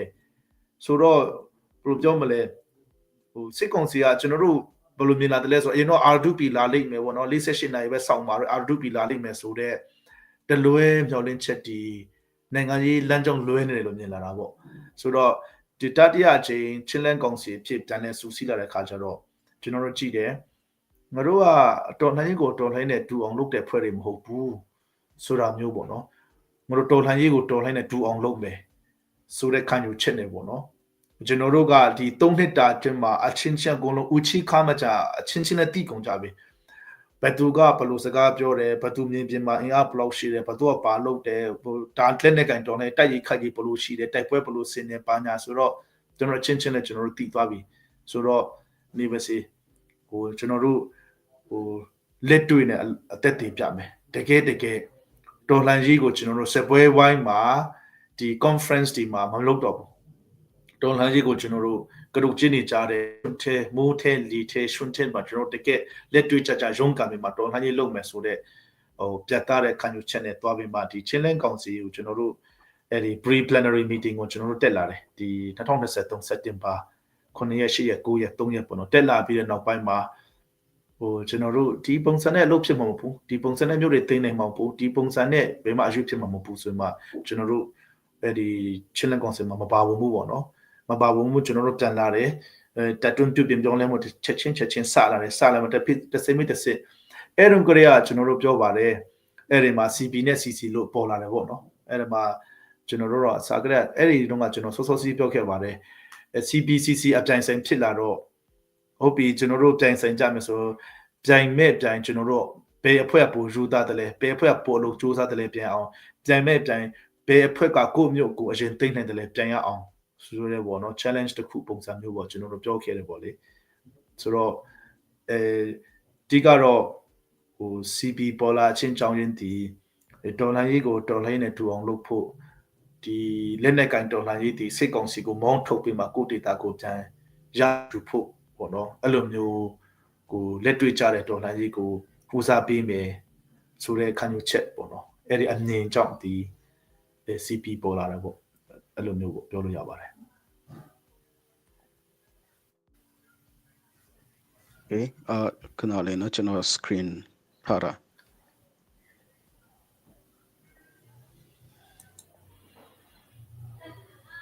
Okay, sorry, channel screen tara nene or nail tape and po kaimelo. Era, yeah, does you know, see, channel, eri, the channel about chong era mele sura ku, see a piotolo bono, the channel chain lumurima, amia pino, the bapilo aku, quaira, channel teacher bono, era, channel below, pawn and chamale supiro, Nelampian Share bono, everything ma, Choro 3 Chara, Lunkere Napelo Mabono, Eloma, the SAC Pulare, to ye Yeboribono, Choyangaya Choya logo, Chilean Council ne CB ne Joy Biro, wa Tajare bono, Suretrini Chalare, everything ma, Choro, comment the Chire, Choro Piro dia, Tirelurine Sigapio Shile, a young Piojare. Oh, at to low chavi bono. So area Charlie or to chat teaching a bono. Mayom han la bono. Era Mayom han la to eri sin la di SAC Jabor you below take a jelly kunia nebu bek take a jala musula. A to pound biro tate hala sura shiva bono diane piopelo yamala. The Mila so by Martine. The Kalita Casabono, Kali data siko ke piuhane, Sika Sanga Silo Tolare, Pirama Chilin se Jongle Barabono, Tolare, Kaikam College Bono, and Amawone, Pirama, she said Dolaro, Edima, the CDF KKG, ye, Nemzile Pare, Pirama, seeing Mono, seeing the Pare, seeing ye, the Lokshan and Nivo. So, CDF Piroma Adaga did him doing and sort of PDF Zulen the Parabo. Piroma Digonga di Sina Setelaye to a tanging out the Kachaye, Haka pet, sorry, Falan Petomala didn't Petomala, no, tanging at any a chechachada, Lana Compons and Tito. So, Eleanor Chingma, a Genoru, she enjoyed CDFD Chinchin and Jero to remember knowledge, so let way look at she did. Genoru Umaso. The CBCC sa ko de la re chino ma ba chino di phek ka di Madubia di sakan pi lo ma di sebo di Tilin Kangone the ka di Nita sebo sakan ni so le chino ko CDF de chin wan mi ting ja da be CDF center no bo no so phi do pa la be di minta to pi do yo PDF di bo pa nya paw mi ma sebo sakan ting tai pwe shi da be so ro alumni she de so the CJ ye KKG ye PDF ဆိုလဲရေအဲ့လိုမျိုးပေါင်းကြတယ်ပေါ့နော်ဆိုတော့အဲ့ဒါကိုကြည့်ချင်းအဖြစ်ကျွန်တော်တို့ CB နဲ့ CC ပေါင်းတယ်လို့ဖြစ်သွားတာပေါ့တခါလေကျရင်ကျွန်တော်တို့မှာခက်ခဲတာကဒီ CNF CNA နဲ့တာလင်းဒီ CTFD ပါရညာတွေ ဘောထားမတိုက်ဆိုင်တာလေးတွေရှိတတ်တာပေါ့လေအဲ့လိုမျိုးလေးဒီနည်းနည်းထပ်ကြည့်နိုင်စရာလေးတွေရှိတာပေါ့ဒီ CDF အချင်းချင်းကတော့ကျွန်တော်တို့ပြောကြဆိုကြဆွေးနွေးကြလူငယ်တွေချင်းချင်းလည်းဖြစ်တော့လေကျွန်တော်တို့ background ချင်းလည်းတူတယ်အခုမှစတော့လာချင်းတူတယ်လူငယ်တွေချင်းချင်းလည်းတူတယ်ဆိုတော့ဒီ CDF ချင်းချင်းကတော့ချိတ်ဆက်လို့ကန်ရတာဟိုဘယ်လိုပြောမလဲရှင်းထိုင်းလို့လွယ်ကူကူရတယ်လို့တွေပါဆိုတော့ခုနဒီ CC ရဲ့အဖွဲ့ဝင်ပေါ့နော်ဖြစ်တဲ့ဒီစီရင်းရယ် KKG ရယ်ပြီးတော့မှဒီဘက်က PDF ဆိုလည်းရယ်ပေါင်းတယ်နောက်ပိုင်းကျတော့ဒီ CNDF တို့ပါလို့လည်းပါလာတယ်ပေါ့အဲ့လိုမျိုးဆိုတော့ဒါကအမြင်ပြင်မှာတော့တကယ်ပူပေါင်းလက်တွဲလို့ဆောင်နေကြတယ်ဟိုစစ်ကောင်စီတကယ်လက်တွေ့ကြဒေါ်လာတက်ခိုက်ဖို့ဆိုရင်တော့ကျွန်တော်တို့ကဟိုမပူပေါင်းတဲ့စာအကြောင်းမရှိဘူးနေချင်းညချင်းပူပေါင်းလို့ရတာပဲအဲ့ဒါဥပမာပါပဲပြောချင်တာကဒေါ်လာရုပ်ဒေါ်လာနဲ့တူအောင်လုပ်တယ်စစ်ကောင်စီတကယ်လက်တွေ့ကြတက်ခိုက်မယ်ကိုမျိုးကိုကာကွယ်မယ်ကိုယ့်ရဲ့ data ကိုတကယ်လွတ်မြောက်အောင်လုပ်မယ်တကယ်လက်တွေ့ကြဒေါ်လာတက်ခိုက်မယ်ဆိုရင်တော့ကျွန်တော်တို့ကဟိုချက်ချင်းပူပေါင်းလို့ရတာပဲဒါအဲ့ဒါဟိုနိုင်ငံရေးစကားတွေဟိုဟာဒီဟာတွေအောင်ပြောစရာမလိုပဲနဲ့ချက်ချင်းပူပေါင်းသွားကြတာအဲ့ဒါတက်သေးပဲလေဒေါ်လာရုပ်တကယ်တူအောင်လုပ်မယ်ဆိုရင်မို့လေဟုတ်ကဲ့ပါဒါဆိုတော့မှန်တော့မှန်တယ်ဒါပေမဲ့ကိုနေရာကနေကိုလောက်ကြတာတိတ်ချတာတဲ့ပုံစံနဲ့ကျွန်တော်ချသွားတာပေါ့နော်ကိုနေရာနဲ့ကိုဆိုတဲ့အဲ့ဒီဟိုဘယ်လိုပြောမလဲအဲ့ဒီဒီအခုမွာပီရောက်နေတယ်ဆိုတာကလည်းအများဖြစ်တော့ဒီစီးကြီးမြင်နေပေါ့ဒါပေမဲ့စစ်ကောင်စီဂျင်တန်းကိုဝိုင်းတိုက်တဲ့ချိန်မှာတော့ဒါစီးကြီးနေပဲ KKG နေပဲလို့တော့မဟုတ်ပါဘူးသူဦးတီလာနေတဲ့နေရာဒီအကုန်လုံးဦးတီနေတဲ့အတွက်ကြောင့်ဟိုစစ်ကောင်စီတကယ်တက်ခိုက်ဖို့လိုတဲ့ခါဆိုရင်တော့အားလုံးအလွယ်တကူပေါင်းနိုင်ကြတယ်စူးစီးနိုင်ကြတယ်အဲ့ဒါပြောချင်တာပါပြောချင်တာတော်လှန်ရေးကိုတကယ်လက်နဲ့ကင်တော်လှန်ရောလက်နဲ့ကင်တော်လှန်နဲ့ဒူအောင်လုပ်တဲ့ခါဆိုရင်တော့ဟိုဖက်တီဖွဲ့လို့မကွဲဘဲနေပေါ့နော်အကုန်လုံးပေါင်းဖို့စူးစီးဖို့လွယ်တယ်ဆိုတဲ့သဘောမျိုးပါဟုတ်ကဲ့ပါကျေးဇူးတင်ပါတယ်အဲ့ဒီအဲ့ဒီကိုချတော့ဒီချင်းဒီမှာအများပင်ပြပမှာနေထိုင်တဲ့လူတွေချတော့အရန်ပျော်ကြရပေါ့နော်အဲ့ဆိုတော့အဲ့လိုမျိုးတစ်ချစ်တရင်းတွေကိုပူချချင်ကြတယ်ဆိုတော့ကျွန်တော်ဒီကနေအရန်ပေါ့နော်တိသွားတယ်ပေါ့နော်ဆိုတော့ဒီကျွန်တော်တို့အခုပြောတော့တဲ့ဒီကျွန်တော်တို့ Chain Brotherhood ICNCC နဲ့ Challenge Council February လ26မှာလာမသိဘူးပေါ့နော်ဒီနေ့မှာပဲအဲ့မှာChain National Council ကိုဖွဲ့ဖို့စိတ်ဝင်စားတယ်စိတ်ရှိတယ်ဆိုတာပေါ့နော်အဲ့ဒါလက်မှတ်ထိုးကြတယ်အဲ့ဒါကျွန်တော် Challenge Council ဖတ်ဒီ CNF ဖတ်တော့ကျွန်တော်အမေရာရှိတယ်တို့တွေကကြတော့တို့ဖတ်တော့အကုန်လုံး ready ပြီတဲ့ဆိုတော့ CB ဖတ်ကနေရောဘာတွေဘောနော် ready ပြီလားပြီးတော့ကျွန်တော်တိတလောက်နောက်ထပ်ဟိုtweet ဖို့တော့ခေါ်ထားတဲ့လွန်ခဲ့တဲ့တစ်ပတ်နှစ်ပတ်မှာပဲပေါ့နော်ဒါမဲ့အစီမပြေလို့မ tweet ဖြစ်ဘူးဆိုတော့ next meeting date ပေါ့နော်tweet ဖို့date ဒီခံမှန်ထားပြီးသားရှိလားအဲ့ဒီနေ့မှာရောဘာတွေပြောဖို့အစီအစဉ်ရှိလဲဆိုတော့ next ဘေးအခြေအနေဘေးမှာရောက်တယ်လေပေါ့နော် February 26ကနေပဲပြီးသွားပြီလားဆိုတော့ကျွန်တော်တို့အဲ့ဒီtweet ဆောင်တဲ့အကြောင်းလေးကိုတစ်ချက်ပြောပြလို့ရမလားဟုတ်ကဲ့ကျွန်တော်အဲ့လိုပွန့်ပွန့်လင်းလင်းတဲတူပြောသလိုချင်းလဲခွန်းလို့ပါဘာလို့လဲဆိုတော့ကျွန်တော်တို့ရဲ့ဒီချင်းနိုင်ငံကြီးကကျွန်တော်တို့ဒီပုံစံနေနေလာတာက3-4နှစ်ရှိသွားပြီဆိုတော့ဟို CB အနေနဲ့ပြောလို့ရတာကကျွန်တော်တို့ရှင်မှာလဲ100% ready ဖြစ်တယ်100% ပူပေါင်းခြင်းတယ်အဲ့လိုမျိုးကျွန်တော်လည်းပြောမယ်ဟိုဘက်ကလည်းပဲကျွန်တော်လည်း100% ဖြစ်တယ်100% ready ဖြစ်တယ်100%ပေါင်းခြင်းတယ်ပြောတယ်ဒါပေမဲ့ဘယ်တော့မှပူပေါင်းမလာဘူးတကယ်ပူပေါင်းမှုကဖြစ်မလာဘူးနှစ်ဖက်လုံးကတအားပူပေါင်းခြင်းပါတယ်နှစ်ဖက်လုံးကတကယ်စီလုံးခြင်းပါတယ်နှစ်ဖက်လုံးကလုံးဝ ready ဖြစ်တယ်ဆိုတဲ့စကားနဲ့တက်မလာဘူးကျွန်တော်တို့ရဲ့ချင်းနိုင်ငံကြီးရလေဆိုတော့ဘသူမှားတယ်လဲဘသူလိုအပ်တယ်လဲဆိုတော့နှစ်ဖက်လုံးလိုအပ်တာဖြစ်နေခြင်းတယ်အဲ့လိုမျိုးပေါ့ဆိုတော့ line ပေါ်မှာလူကြားကောင်းအောင်ပြည်သူတွေကြားချင်တဲ့စကားလုံးတက်တက်နဲ့ပြောပြီးမှဒေါ်လာကြီးကရေရှည်ဆက်မျောဖြစ်နေတာကိုကျွန်တော်တို့လက်ခံလို့မရဘူးအဲ့လိုမျိုးကျွန်တော်မြင်တယ်ပြည်သူတွေကြားချင်တဲ့စကားလုံးတကယ်ဘယ်လိုပြောမလဲနိုင်ငံရေးစကားလုံးတွေပေါ့နော်မယုံမလွန်ဆိုတဲ့စကားလုံးတက်တက်နဲ့ဟိုအယုံသွင်းတဲ့စကားလုံးကြားပြည်သူတွေကြားချင်တဲ့စကားလုံးဘာလုံးညာလုံးပဲပြောနေတယ်တကယ် reality မှာဘာဖြစ်လာတယ်လဲ next step ကဘာလဲဆိုတော့လေခုတည်းမရေမရဖြစ်တော့မယ်ပေါ့နော်ဆိုတော့ဟိုကျွန်တော်တို့က ဘယ်လိုပြောမလဲဟို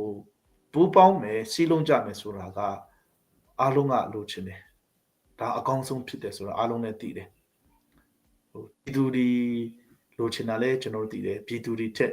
တကယ်မြေပြင်မှာတစ်ခါကြရင်ဟိုရဲပေါ်တွေဆိုတာကတချို့ရဲပေါ်တော်တော်များများတောင်းမြင့်ကြည့်ပါ CPCC တော့ကောင်းကောင်းကိုယ်ကိုယ်ပြပြမသိတဲ့ရဲပေါ်တွေအများကြီးပါသူတို့ရဲ့စိတ်ထဲမှာအာဏာရှင်ကိုတော်လှန်မယ်ဘောနော်မတရားမှုကိုတွန်းလှန်တိုက်ခိုက်မယ်ဆိုတာတော့သိပါတယ် CP ရဲ့နိုင်ငံရေးခံယူချက်ဘယ်လောက်လဲမသိတဲ့ရဲပေါ်တွေအများကြီးပဲဟို CC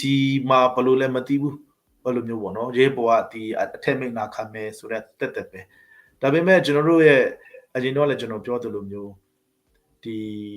CC နဲ့ CP ကြားထဲမှာယုံကြည်မှုကမတည်ဆောက်နိုင်မှုဖြစ်နေတယ်ယုံကြည်မှုမရှိဘူးဖြစ်နေတယ်အဲ့ဒါယုံကြည်မှုမရှိတာမတည်ဆောက်နိုင်တာကဟိုပူပေါင်းဖို့ကိုအဟန္တာဖြစ်တယ်ဟိုစီလုံးဖို့အဟန္တာဖြစ်တယ်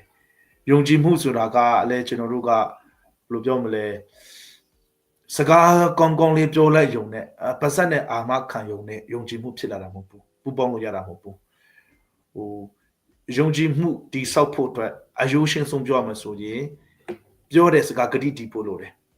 တစ်ချိန်တည်းတည်တယ်မဟုတ်နှစ်ချိန်တည်းမဟုတ်ဘူး consistent ဖြစ်ရမှာပေါ့နော်တသမတ်တဲဆိုတော့မလုံနိုင်ပြောနဲ့ပြောတာကိုတကယ်လို့အဲ့ဒါကို consistent ဖြစ်လာပြီဆိုရင်ကျွန်တော်တို့ပူပေါင်းလို့ရပြီဆိုတော့ဒီ ICNCC တော့ငါကော CGTC တော့ငါကောအကုန်လုံးကဖျုပ်တည်းနဲ့ကျွန်တော်တို့ဘယ်လိုပြောမလဲအမျက်ထုတ်ခါတဲ့ဘိုင်း manipulate လုပ်ခါတဲ့ဘိုင်းတွေများတော့ပေါ့နော်ကျွန်တော်တို့စိတ်ထဲမှာကဟိုလိုယုံကြည်လို့မရတဲ့ပုံစံဖြစ်နေတယ်ဆိုတော့ကျွန်တော်လည်းပူပေါင်းချင်တယ်ဒါပေမဲ့ကျွန်တော်တို့ကပူပေါင်းချင်တယ်စီးလုံးချင်တယ်ဟိုလှန်ကြီးကိုလည်းတကယ်အောင်မြင်ချင်တယ်ပြည်သူတွေကျွန်တော်တို့ထောက်ခံနေတဲ့ပြည်သူတွေဝမ်းသာတာကိုလည်းလိုချင်တယ်ဒါပေမဲ့လည်းကျွန်တော်တို့ရဲ့စိတ်ထဲမှာကဘယ်လိုပြောမလဲဟိုတော်လှန်ကြီးကြီးစုံမျောသွားတဲ့တကယ်တန်ကြီးဘာမှလည်းဖြစ်မလာတဲ့ဟိုတော်လှန်ရေးလမ်းကြောင်းကလွဲချော်သွားတဲ့ဟာလိုမျိုးဖြစ်သွားမှဆိုးတယ်အဲ့လိုမျိုးပေါ့ဆိုတော့ကျွန်တော်တို့ရဲ့ခြေနေကလည်းပဲကျွန်တော်တို့6ပေါ့ကျွန်တော်တို့ကောင်းကောင်းရပ်တည်နိုင်ပြီကျွန်တော်တို့အောင်မြင်မှုတွေတစ်ခုတစ်ခုယူထားပြီးပြီဆိုတဲ့အတွက်ကြောင့်ဟိုကျွန်တော်တို့ကဟိုဘယ်လိုပြောမလဲတချို့ခုနပြောတဲ့ယုံကြည်မှုတကယ်တည်ဆောက်နိုင်တယ်အပြန်အလှန်လေးစားမှုဂတိတည်မှုနဲ့ဆိုတာမျိုးမှမရှိဘူးဆိုရင်ဟိုပူပေါင်းဖို့ကဟိုကျွန်တော်တို့ကစကလုံးလှလှလေးဒီမီဒီယာမှာပြောစကလုံးလှလှလေးဒီအင်တာဗျူးတွေမှာဖြည့်ရင်းနေပဲပူပေါင်းမှုကကြာသွားနေနေထင်တယ်ဒါကျွန်တော်အဲ့လိုရိုးရိုးရှင်းရှင်းပူပေါင်းလေးပြောပြတာပါဟုတ်ကဲ့ကျွန်တော်ဟိုကိုရောမှာဒီအချက်လေးမှာကျွန်တော်နည်းနည်းဟိုမေခွန်းလေးကျွန်တော်မေးချင်တယ်အဲ့ဒါဘာဖြစ်လဲဆိုတော့ကျွန်တော်ဟို social media မှာကျွန်တော်နားထောင်လိုက်တော့အဲ့အချက်ရဲ့ယုံကြည်မှုကိုရင်တော့ကျွန်တော်နားထောင်ဘူးတယ်ထင်ပါတယ်အဲ့ကစားနဲ့ပတ်သက်ပြီးကျွန်တော်ဟိုနည်းနည်းလေး question နှစ်ခုလောက်တစ်ဆက်ထဲနဲ့ဗနော်နှစ်ခု question လုပ်ပြီးတော့တစ်ချက်ထဲနဲ့ဟိုဖြေချပေးရကျွန်တော်ဒီကနေတောင်းဆိုချင်ပါတယ်အဲ့ဒါဘာဖြစ်လဲဆိုတော့ယုံကြည်မှုတည်ဆောက်ရေးအတွက် CC နဲ့ CB နှစ်ဖက်စလုံးမှာပေါ့ဘာတွေအရေးကြီးဆုံးဆိုတဲ့အ point လေးကို slide ရောမောင်ဘယ်လိုထင်လဲအဲ့တစ်ဆက်ထဲမှာပဲလက်ရှိအခြေအနေထားမှာပေါ့နော်ပူပေါင်းဖို့အတွက်ဘာတွေအခက်ခဲအဖြစ်ဆုံးလဲလို့ကိုရောမောင်ထင်တယ်လေအဲ့ဒါနှစ်ချက်လေးကိုဖြေချပေးပါရင်ကျွန်တော်ဒီကနေတောင်းပါပါတယ်ဟုတ်ကဲ့ပါအဲဒီယုံကြည်မှုဆိုတဲ့စကားလုံးကျွန်တော်တို့ခဏခဏပြောရတယ်ပေါ့နော်အဲဒီယုံကြည်အချင်းချင်းယုံကြည်ဖို့အချင်းချင်းယုံကြည်မှုတည်ဆောက်ဖို့ဘယ်နေရာမှာခက်ခဲရှိတယ်လဲဆိုတော့ဥပမာ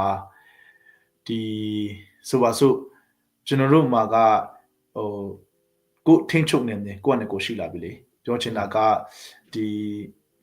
CNF CNA ဆိုလဲသူချေချရနေရသူရှိတယ်ဥပမာ CC တပ်ဖွဲ့ဝင်ဆိုပါစို့စုပ်ဖေးလောက်တူစတဲ့ဖြစ်ပေါ့နော်ကိုယ့်အနေကိုရဲ့ထိန်းချုပ်နေလေးတွေရှိလာပြီအဲ့ဒီမှာကဒီကျွန်တော်တို့မင်းတပ်မှာဖြစ်စေကံပလက်မှာဖြစ်စေဖလတ်မှာဖြစ်စေတိတိမှာဖြစ်စေနေမြေတို့မှာမတည်ငြိမ်အောင်ဟိုမတည်အောင်ပြောဆိုတာမျိုးဟိုတွေးထိုးလှုံ့ဆော်တာမျိုးဒါမှမဟုတ်ရင်လက်နက်ကဖြတ်တန်းသွားလာတာမျိုးဟိုအဲ့လိုမျိုးအကြောင်းမကြားဘဲနဲ့ခွင့်မပြုနေပဲပေါ့နော်ပြီးတော့မှဒေတာတော့မှမင်းတပ်မှာဖြစ်စေကံပလက်မှာဖြစ်စေဟို ကျွန်တော်တို့ CC ကိုထောက်ခံနေဆိုရင်လမ်းတွေဖောက်ပေးမယ်တရားတွေဆောက်ပေးမယ် CDM တွေကုန်လာစားပေးမယ်ဘလို့ပေးမယ်ညာပေးမယ်ဘလို့ပေးမယ်အဲ့ဒီဖွဲ့ကိုတော်လှန်အဲ့ဒီဖွဲ့ကိုပုံကန်ဆိုတဲ့အဲ့လိုမျိုးတွေးထိုးပေးတာမဲ့လုံးနေပေါ့နော်မဲ့လုံးပေးတဲ့အပိုင်းနေပေါ့အဲ့လိုမျိုးလေးဒီဂျုံရတဲ့ခါကြတော့ဘယ်လိုပြောမလဲကျွန်တော်တို့မှာတော်လှန်လို့တာအထောက်ရှင်တိုင်းဖြစ်တယ်တစ်ဖက်ကစီးလုံးချင်ပါတယ်ပြောပြီးမှဒီ CP နယ်မြေတွေမှာပြဿနာတွေတက်အောင်အဲ့လိုမျိုးမီဒီယာဖက်ကတစ်မျိုးတော်လှန်ရေးလက်နက်ကင်ဖွဲ့စည်းဖက်ကတစ်မျိုးအဲ့လိုမျိုးတွေတိုက်ခိုက်တာပေါ့နော်ပြီးတော့မှဥမာမတူပီမျိုးသိမ့်တိုက်ပွဲဆိုရင်ကျွန်တော်တို့ရဲ့နောက်ကျောကနေဝင်ပစ်တာမျိုးသိမ့်တိုက်ပွဲပြီးသွားပြီးအားလုံးပြီးသွားတဲ့အချိန်မှာသူ့ကိတ်ဆောင်တဲ့အချိန်မှာပဲလာပြီးမှdrop ပုံးကြီးကျဲတာလာပစ်ခတ်တက်ခိုက်တာမျိုးအဲ့လိုမျိုးတွေပေါ့လေဒီလိုမျိုးတွေကတိုက်ပွဲတွေလည်းဘာမှမရှိတဲ့အချိန်ကြမှာလိုင်းမှာချောင်းချောင်းပစ်ခတ်လို့ကျွန်တော်တို့ရေးပေါ်တွေတည်ဆုံးတာမျိုးတွေပေါ့အဲ့လိုမျိုးတွေအခြေအနေတွေမှာကဘယ်လိုပြောမလဲတော်နိုင်ယုံကြည်မှုမတည်ဆောက်နိုင်တဲ့အခြေအနေတွေဖြစ်တာပေါ့အဲ့လိုမျိုးပေါ့ဒါလက်နက်ကင်ပရိပက္ခဖြစ်စေဒေတာတွင်းမတည်ငြိမ်အောင်ဖြစ်တာဖြစ်စေမဲလုံးပေးမှာစီယုံလှုံ့ဆော်ခဏဖြစ်စေသွေးထိုးလှုံ့ဆော်တာဖြစ်စေအဲ့လိုမျိုးပေါ့ပြီးတော့မှကျွန်တော်တို့ကဒါက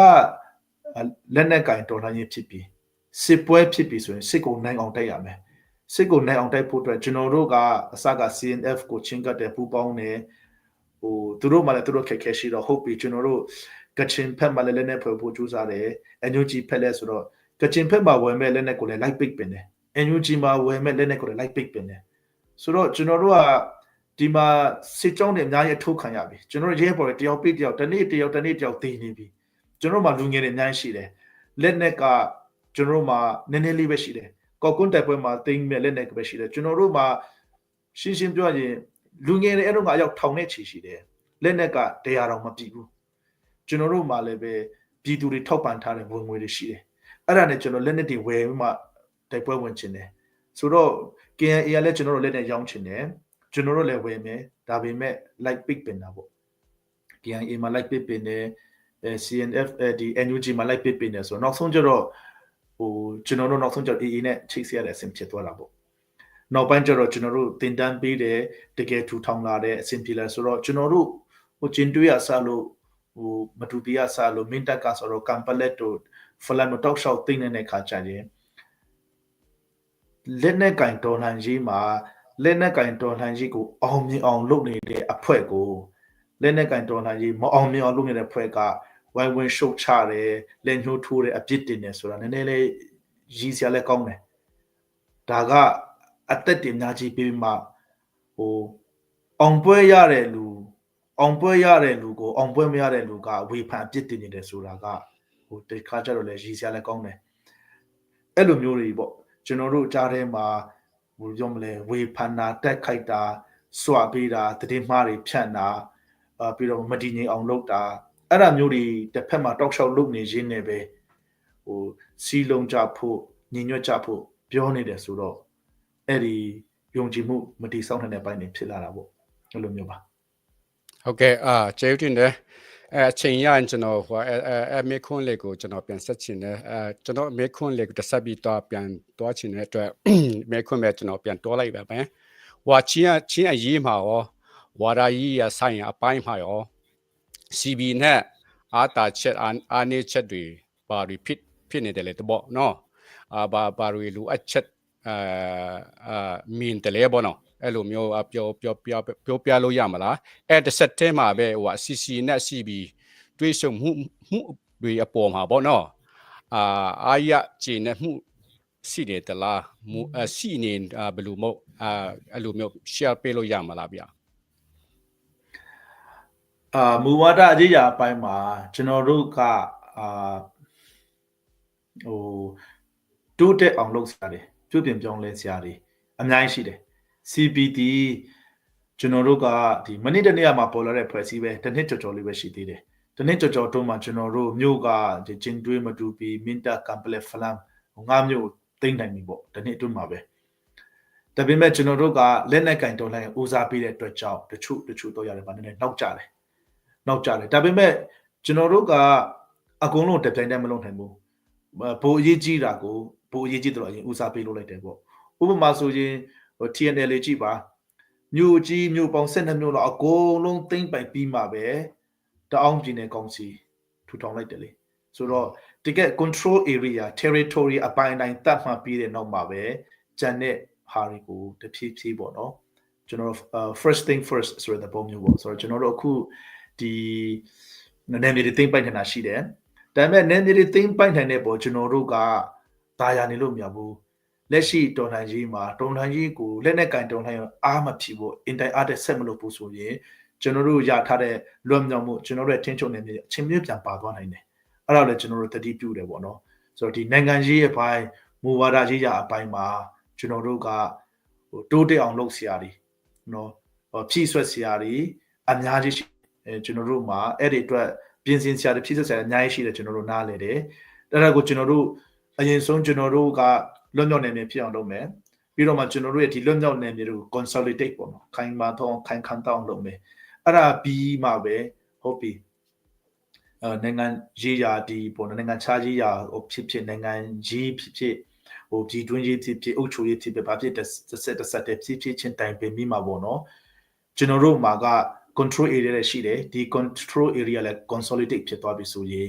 ဂျန်တဲ့ဟိုမူဝါဒရေးရာပိုင်းတွေပေါ့နော်ဖြစ်ဖြစ်ချင်းဆွေးနွေးရမယ်ပြီးတော့မှကျွန်တော်တို့ဒီဒါနဲ့ပတ်သက်ပြီးမှအတွေ့အကြုံရှိတဲ့လူတွေမဟုတ်ဘူးလေ့လာသင်ယူစရာအများကြီးရှိတဲ့လူတွေဖြစ်တယ်ဆိုတော့ကျွန်တော်တို့မှာကဟိုတိုင်ပင်စရာဆွေးနွေးစရာမေးမြန်းစရာပညာယူစရာချင်းကပ်စရာလေ့လာသင်ယူစရာအများကြီးရှိတယ်ဆိုတော့ကျွန်တော်တဖြည်းဖြည်းအဲ့လိုမျိုးအဲ့ဒီပိုင်းမှာလည်းလုပ်သွားဖို့ရှိတယ်ပေါ့ချင်းလန်းကောင်စီနဲ့ကျွန်တော်တို့ CP နဲ့တွေ့မှာတော့ကျွန်တော်တို့ဟိုအားမရဘူးဆိုတာကဒီထက်ပိုပြီးမှရလာကောင်းတွေထွက်လာတဲ့ဒီထက်ပိုပြီးမှအဆင်ပြေတဲ့ဟိုတွေးဆုံမှုမျိုးဖြစ်တော့ကောင်းဖို့ပဲအဲ့လိုမျိုးလဲကျွန်တော်တို့ညှော်လင့်နေပေါ့နော်ဖြစ်ချင်တယ်ပေါ့လေဒါအဲ့လိုမျိုးပေါ့ဆိုတော့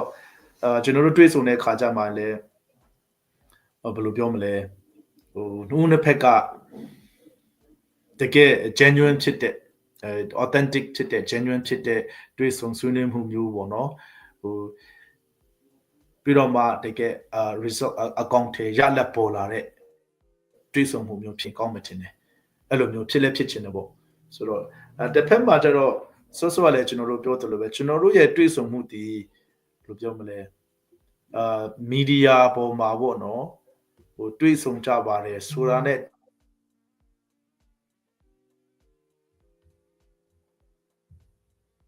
အားမရဖြစ်စရာတွေများတယ်ပေါ့လေအဲ့လိုတော့ကျွန်တော်မြင်တယ်ကျွန်တော်တို့ကဟိုလက်တွေ့ကြကြအရွေးဖြစ်တဲ့သဘောလက်တွေ့ကြကြပူပေါင်းတဲ့သဘောမျိုးပေါ့နော်ဟိုဘသူကလူကြားကောင်းအောင်ပို့ပြောနိုင်တယ်လေ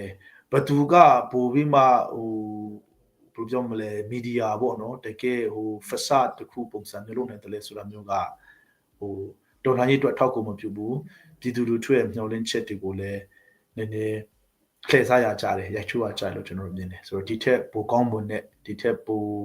ရလက်တွေထွက်လာတဲ့အရွေးဖြစ်တဲ့တွေးဆုံမှုမျိုးဖြစ်တော့ပိုကောင်းမယ်ပိုဖြစ်ချင်တယ်ပေါ့ဟုတ်ကဲ့ကျေးဇူးတင်ဒါဆွန်စီစီနဲ့စီဘီတွေ့ဆုံမှုအပေါ်ပေါ့အာရဆရာတော်မရှိဘူးလို့နော်ပြောကြတဲ့အတွက်ကျေးဇူးတင်တယ်အဲ့ဒါဟိုအဲ့ဒါလေးကိုကျွန်တော်သိချင်တယ်ဘိုးနန်းမစနာဂျန်ကံတဲ့ပက်ထန်ကလုံး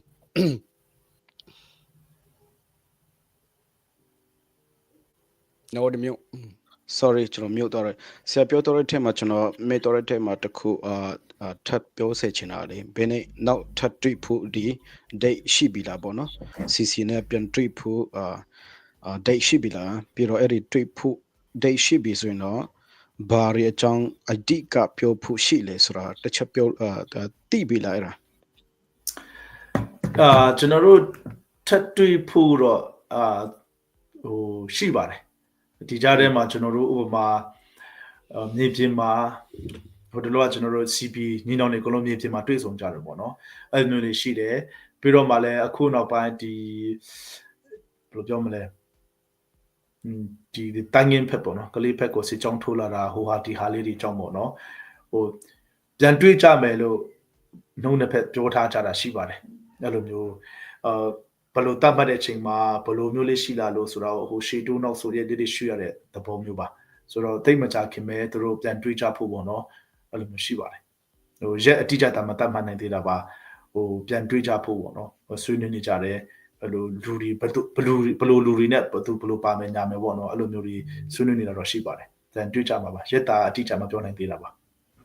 Okay အဲ့တော့ကျွန်တော်အဲ့ဒီဆရာပြောတော့တဲ့ယုံကြည်မှုမှာပေါ့နော်တစ်ချက်အခုကျွန်တော်ဆရာပြောတော့တယ်ဘာဖြစ်လို့ Chin Brotherhood ထွက်လာတာလဲ ICNCC ရဲ့အကြောင်းလေးပြောတော့တယ် CJDC ဘက်ကဘယ်လိုဖြစ်တော့လဲဆိုတော့အကြောင်းလေးပြောကြတယ်အဲ့ဒါတွေအကုန်လုံးသိပြီးမှပဲဒီ February ဒီနှစ်မှာပဲပေါ့နော်26မှာပဲအခု Chin National Council နဲ့မှာတွေ့ဆုံဖို့စိတ်ဝင်စားတဲ့အကြောင်းကိုပြောကြတော့အဲ့ဒီယုံကြည်မှုကိုဘယ်လိုပေါ့နော်သူတို့ဒီကျွန်တော်တို့ချင်း CNF ဖက်ကဘူထန်နင်းကီပေါ့နော်ဟိုလည်းကျွန်တော်interview မဲ့တော့မှာမေးတယ် CB ဖက်ကယုံကြည်မှုရအောင်နေတော့ဘာတွေပေါ့နော်နေတော့ဆိုတာကျွန်တော်နည်းနည်းပြောချန်တော်လို့ရှင်ခွန်းလို့ CNF ဖက် CC ဖက်ဖြစ်ပေါ့နော်ဘာတွေအရှုံးဖို့ ready လဲဆိုတော့မေးရချင်မှာသူကိုရန်ပြောတော့CNF မှာ CC မှာ vote 20ခွင့်ရှိတယ်အဲ့ဒါကိုဒီ CB ဖက်ကအဲ့ဒါ request များသွားတယ်ပေါ့နော် request တော့ကျွန်တော်တို့လည်း15မှာပဲ short လိုက်တယ်အဲ့လိုမျိုးပြောတယ်ပေါ့နော်ဆိုတော့တော်လည်းယုံကြည်မှုကိုဒီဆောက်ဖို့ပေါ့နော်ကျူးစားတယ်လို့သူပြောတော့တာပေါ့နော်အဲ့ဒါဆိုတော့အခုအဲ့ဒီ meeting ပြီးကနေရောအခုတို့ဒီ CC ဖက်နေတဲ့လောက်ရှာနေတဲ့အခြေအနေကိုကြည့်ပြီးတော့ယုံကြည်မှုဆိုတာတကယ်ဖြစ်လာနိုင်မလားပေါ့နော်တွေ့လာ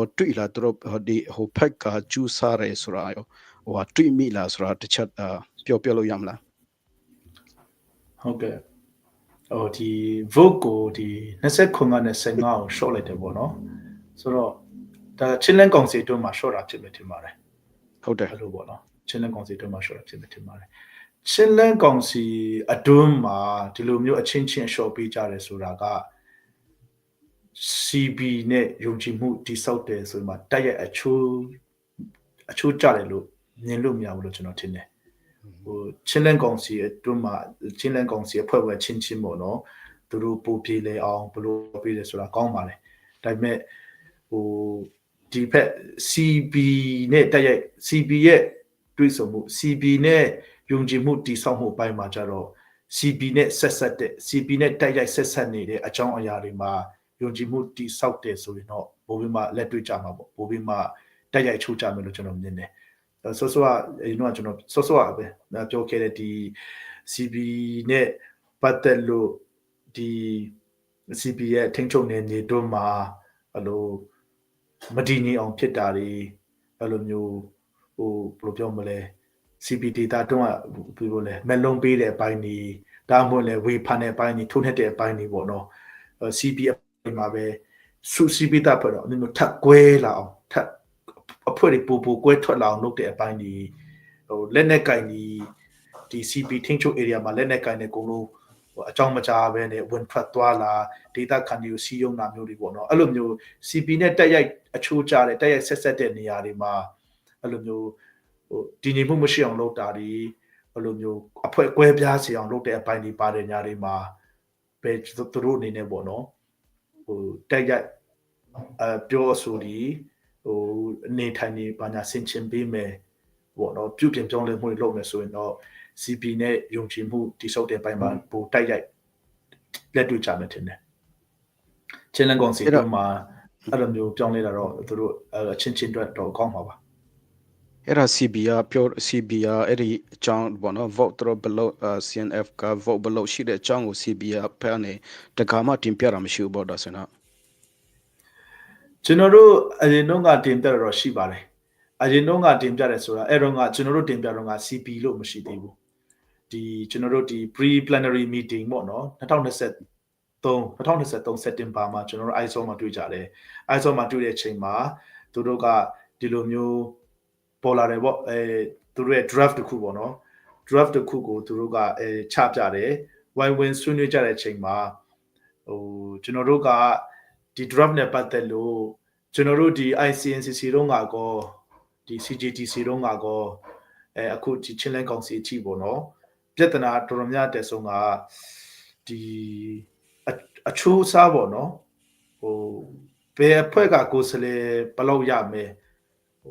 အစုဖွဲ့ဘယ်နှစုဖွဲ့နဲ့ချင်းဒီကို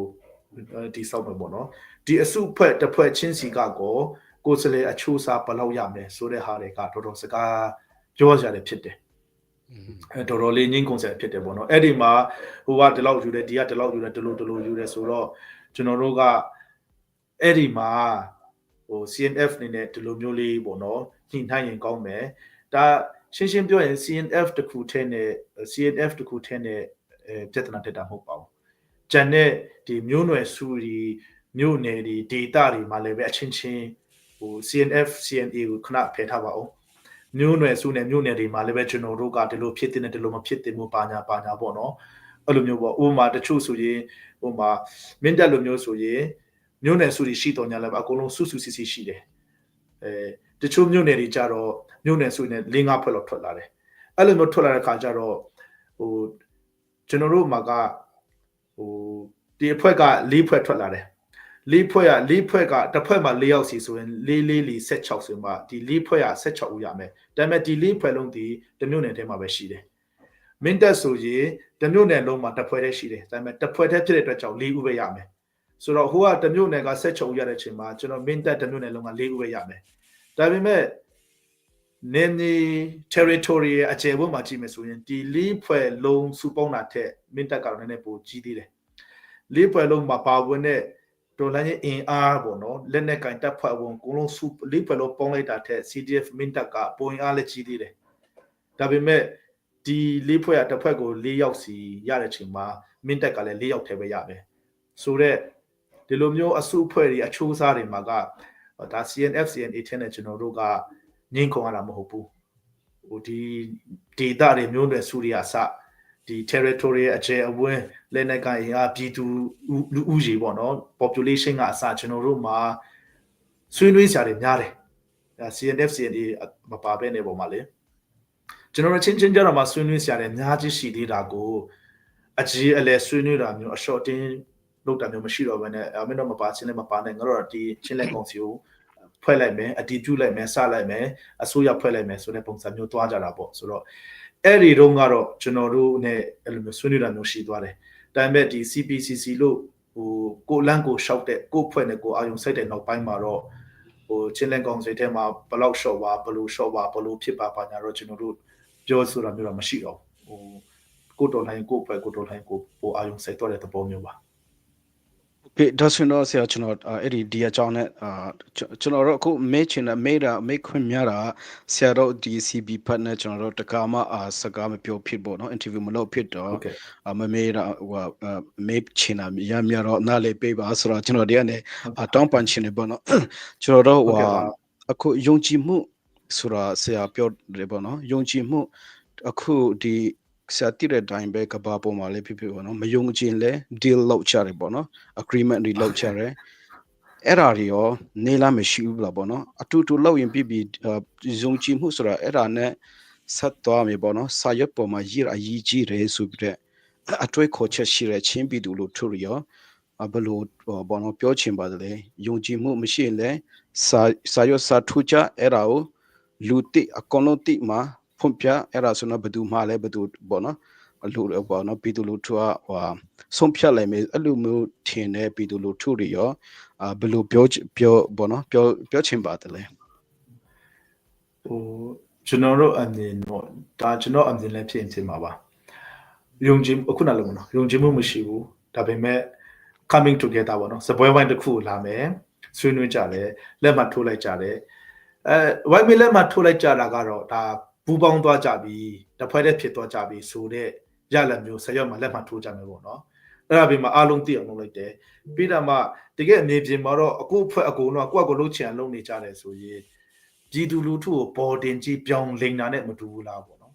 ဟို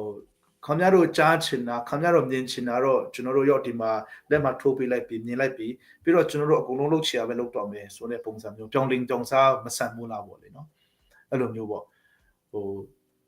အဲ့လိုမျိုးခံစားမိတယ်ပေါ့ဒါပေမဲ့ဆော့ဆော့ကပြောတဲ့အထဲမှာဘယ်လိုပြောမလဲမယုံကြည်တဲ့လူတွေလည်းဒီလောက်ကြတယ်ဆိုတာပေါ့နော်ဟုတ်ပါတယ်ဟိုမယုံကြည်တဲ့လူတွေဒီလောက်ကြတယ်ဆိုတာဆိုပါစို့အဲ့ဒါက business ဆန်တဲ့အပိုင်းနေမှာပေါ့နော်တချို့တော့ give and take ဒီမှာရှိမှတင်တယ်ကျွန်တော်တို့ ကျွန်တော်တို့ရဲ့ဒီလက်ရှိတော်လိုင်းအခြေအနေကကြတော့ကျွန်တော်တို့ဟို deal လုပ်လိုက်ပြီဆိုရင်ဥမာဆိုပါစို့ဟာခါကိုလွတ်မြောက်တိုက်ကြမယ်ထန်တလန်ကိုလွတ်မြောက်တိုက်ကြမယ်ဆိုရင်ကျွန်တော်ရဲပေါ်တွေအကုန် CP ရဲပေါ် CC ရဲပေါ်အကုန်လုံးစူးစီးတော့မယ်စူးစီးတော့တဲ့အခါကျရင်တကယ်ကြားထိုးတော့မယ်မြေပြင်မှာရှိတဲ့အခါကျရင်ရဲပေါ်တွေချင်းချင်းကဆရွက်ပွားဟာကယူဆိုင်တာမဟုတ်ဘူးဟိုဘသူကဘလော့ပွက်ရတယ်ဘာတွေရေးထားတယ်ဘာတွေလက်မှတ်ထိုးထားတယ်ဆိုတာကယူဆိုင်တာမဟုတ်ဘူးတယောက်ကိုတယောက်ငါတော့ဒီကောင်တော့အထိခံလို့ဖြစ်ဘူးဒီကောင်ထိသွားမယ်တေးသွားမယ်ဆိုငါပဲတေးခံမယ်ဆိုတဲ့ယုံကြည်မှုမျိုးကဒီလက်နဲ့ကန်တော်လိုင်းမှာအရေးကြီးတယ်စာရွက်ပေါ်မှာဘာရေးထားတယ်လဲဆိုတာရေးမကြည့်ဘူးလူကြီးတွေကဘလို့ပြောကြတယ်လဲဆိုတာရေးမကြည့်ဘူးဆိုတော့ကျွန်တော်တို့ရဲ့ကောင်းဆောင်တဲ့ရဲပေါ်တဲ့ဂျားတွေကကျွန်တော်တို့ရဲ့ရဲပေါ်ရဲဘက်တီနဲ့ကျွန်တော်တို့ဂျားထဲမှာယုံကြည်မှုဘာလို့လဲဆိုတော့ရှင်းရှင်းပြောရင်ဒါလက်နဲ့ကန်တော်လိုင်းမှာတချို့တော့စကန်သိမ့်တိုင်ပွဲမျိုးသိမ့်တိုင်ပွဲဆေလွတ်တယ်ဆိုတာတေတွန်းမပို့တာပဲတစ်ဖက်ကပြောကြမင်းတို့ကောင်တွေရော့မင်းတို့ကောင်တွေအဲ့ကိုတွန်းတေးထိုင်တယ်မင်းတို့ကောင်တွေအဲ့ကိုတွားကြဆိုမှတေတွန်းမပို့တယ်ပုံစံတွားတာပဲဆိုတဲ့ချိန်ကျန်လေရဲပေါ်တယ်လေကောင်းဆောင်ကိုယုံကြည်ရတယ်ယုံကြည်ရတယ်လို့ရဲပေါ်တွေကကောင်းဆောင်တယ်လေရဲပေါ်တွေကိုယုံကြည်ပြီးမှအပြန်အလှန်ဒါ common goal တစ်ခုတွားကြတယ်ပေါ့နော်အဲ့လိုမျိုးရင်းနဲ့ကျွန်တော်တွားတဲ့ချိန်မှာစာရွက်ပေါ်မှာဗာကြီးထားတယ်လေဆိုတာမျိုးကဘယ်လိုပြောမလဲတခါအရေးမကြီးဘူးနေပြင်မှာတကယ်အသက်တည်ခြင်းရတာလေစာရွက်ပေါ်မှာကတော့ကျွန်တော်တို့အကြိတ်တလို့ရေးကြမှာလေကြိတ်တလို့လက်မှတ်ထိုးကြမယ်ယုံကြည်သွားတော့လက်မှတ်ထိုးတာကိုထပ်မံယုံကြည်ကြောင်းဘယ်တော့မှသစ္စာမဖောက်ဖြစ်ကြောင်းအဆုံးစွန်ထိကပါဆုံးတီထိယုံကြည်ကြပါမယ်ဆိုတာမျိုးမျိုးရေးမှာမျိုးလက်မှတ်ထိုးလို့ရမှာပဲကျွန်တော်တို့စောစောပြောသလိုပဲအဲ့တော့ဒီပင်လုံစာချုပ်ဆိုပါစို့ကဘာတိအောင်နိုင်ငံတကာတိအောင်လက်မှတ်ထိုးကြပါကြညာကြအာမခံကြတော့ညာလည်းပဲစိတ်ကုံစီကလှုပ်ချသွားတယ်လေဘယ်သူမှဘာမှမတတ်နိုင်ဘူးဟိုကျွန်တော်တို့ဒီအခြေအနေထိအောင်ရောက်လာတာပဲဒါဆရွက်ပေါ်မှာလက်မှတ်ထိုးထားတယ်ဆိုတဲ့ဟာဒီနိုင်ငံကြီးမှာဘယ်လောက်မှသုံးစားလို့မရဘူးဆိုတာမျိုးကိုသမိုင်းနဲ့ရင်းပြီးမှတောက်လျှောက်ပေါ်ကျွန်တော်တင်ယူလေ့လာခဲ့ပြီးပဲဆိုတော့ကျွန်တော်တို့ ਨੇ ဒီချင်းလန်းကောင်စီတွားချင်တဲ့ပုံစံနဲ့မှာလည်းကျွန်တော်တို့ကြွားတော့လည်းအဲ့လိုပဲဟိုဆရွက်ပေါ်နိုင်ငံကြီးဒီ Facebook နိုင်ငံကြီးဆရွက်နိုင်ငံကြီးဒီဟိုတကယ်တော့ဒီလူကြီးတွေကလည်းပဲအတွေ့အကြုံရှိတဲ့လူတွေအသိပညာတတ်ပညာကျွန်တော်တို့ထက်အတွေ့အကြုံများရှိတဲ့ဘိုင်းတွေရှိပါတယ်ဒါပေမဲ့ကျွန်တော်သုံးသပ်ကြည့်တယ်လို့ဆိုရင်သူတို့ရဲ့အသိပညာအတတ်ပညာအတွေ့အကြုံတွေဒီတကယ် real politics ပေါ့နော်ဒီဆိုပါဆို diplomacy တကယ်လောက်ရမယ့်ချင်းဆိုရင်တော့သူတို့တွေဒီအများကြီးပညာတတ်အတွေ့အကြုံရှိတဲ့ဟာမျိုးဖြစ်မှထင်တယ်ဒါပေမဲ့ကျွန်တော်တို့စစ်ကောင်စီနဲ့ဒေါ်လာရေးလုပ်တဲ့ချိန်မှာ diplomacy အဆင့်မရှိသေးဘူး politics အဆင့်မရှိသေးပဲနဲ့တကယ်လက်နဲ့ကင်နေမှာပေါ့နော်စစ်ကောင်စီကို diplomacy အရာဟိုနိုင်ငံကြီးရတန်တမနီးလန်းအရာဘယ်သူမှဘာမှမပြောနိုင်ဘူးဘာမှမလုပ်နိုင်ဘူးပေါ့နော်ဆိုတော့ကြကုတ်ကြခဲနဲ့လက်နဲ့ကင်ရုံးကမဲ့အချိန်မှာအဲ့ဒီ diplomacy တဘောတဘာဝတွေနည်းနည်းနောက်ဆုံးနေရတဲ့ခဏပေးဖယ်ထားတဲ့အခြေအနေမျိုးဖြစ်မှတင်တယ်အဲ့လိုမျိုးပေါ့ကျွန်တော်လူငယ်တွေတွားချင်တဲ့ပုံစံလူငယ်တွေအားတာချင်တဲ့လူကြီးတွေအားတာချက်ကဘယ်လိုပြောမလဲခစ်နဲ့လက်ရှိခစ်နဲ့နည်းနည်းအဝန်ကိုမကြတဲ့ပုံစံလေးဖြစ်တယ်လို့ကျွန်တော်တို့မြင်နေခင်ဗျโอเคပါဒါဆိုတော့ကျွန်တော်တခြားမေးစရာနည်းနည်းများတော့လို့ပေါ့နော်ဒီကျွန်တော်ဒီပူပေါင်းဖို့ဒီပြည်သူလူထုရန်တိချင်တော့ပေါ့နော်အဲ့ဒါကြောင့်ကျွန်တော်နည်းနည်းပူပြီးတော့အချိန်ယူလိုက်တာဖြစ်တယ်ဒီဟာနဲ့ပေါ့နော်တခြားတော့နည်းနည်းမြန်နဲ့တွားလို့ရမှာပါအခုချိန်ထိပေါ့နော်တေးခံပြီးတော့ပေါ့နော်ဖြီးပြတဲ့အတွက်ကျေးဇူးတင်ပါတယ်ဆိုတော့ဆရာကျွန်တော်အဲ့ဒီဟာမှာ DCB ကလည်းပေါင်းချင်တယ် CC ကလည်းပေါင်းချင်တယ်အခု CB ဖတ်အနေနဲ့ဆရာတို့အနေနဲ့တော့အများဖြင့်ယုံကြည်မှုအရန်ပြီးတော့ဥစားပြတယ်ဆိုတော့ကျွန်တော်ပေါ့နော်ကြားတယ်တိတယ်ပေါ့နော်ဆိုတော့အဲ့ဒီယုံကြည်မှုရနိုင်ဖို့ first step ပထမဆုံးတော့ဟိုဖက်ကဘာလို့ရမလဲဘာလို့တင်လဲဆိုတော့ဆရာအနေနဲ့ပေါ့နော်မင်းပါတယ်လေဘာလို့ရမလဲဆိုတော့ပေါ့နော်တခုတည်းနဲ့အကုန်လုံးယုံကြည်မှုတော့ရနိုင်မှာမဟုတ်ဘူးဒါပေမဲ့ first step အနေနဲ့ဘာလို့တင်လဲထောင်းပေါ့နော်ဖန်ထားတာရှိလို့ရှော့ဖူလာမဟုတ်ဘူးဆိုတော့ဘာလဲဘာတွေ့ချင်လဲဆိုတော့ကျွန်တော်တစ်ချက်အဲ့ဒါပြောပြလို့ရမလားဥပမာပထမ first step နေနေပေါ့နော် CC ထင်းချုပ်နေနေမှာ CC နေတယ် CB ထင်း sorry yeah အဲ့လိုမျိုးကိုယ့်ရဲ့ထိန်းချုပ်နေနေကိုယ့်အနေကိုရှိတဲ့အချိန်မှာလေဒီ CB အဖွဲ့ဝင်တွေထိန်းချုပ်နေနေမှာ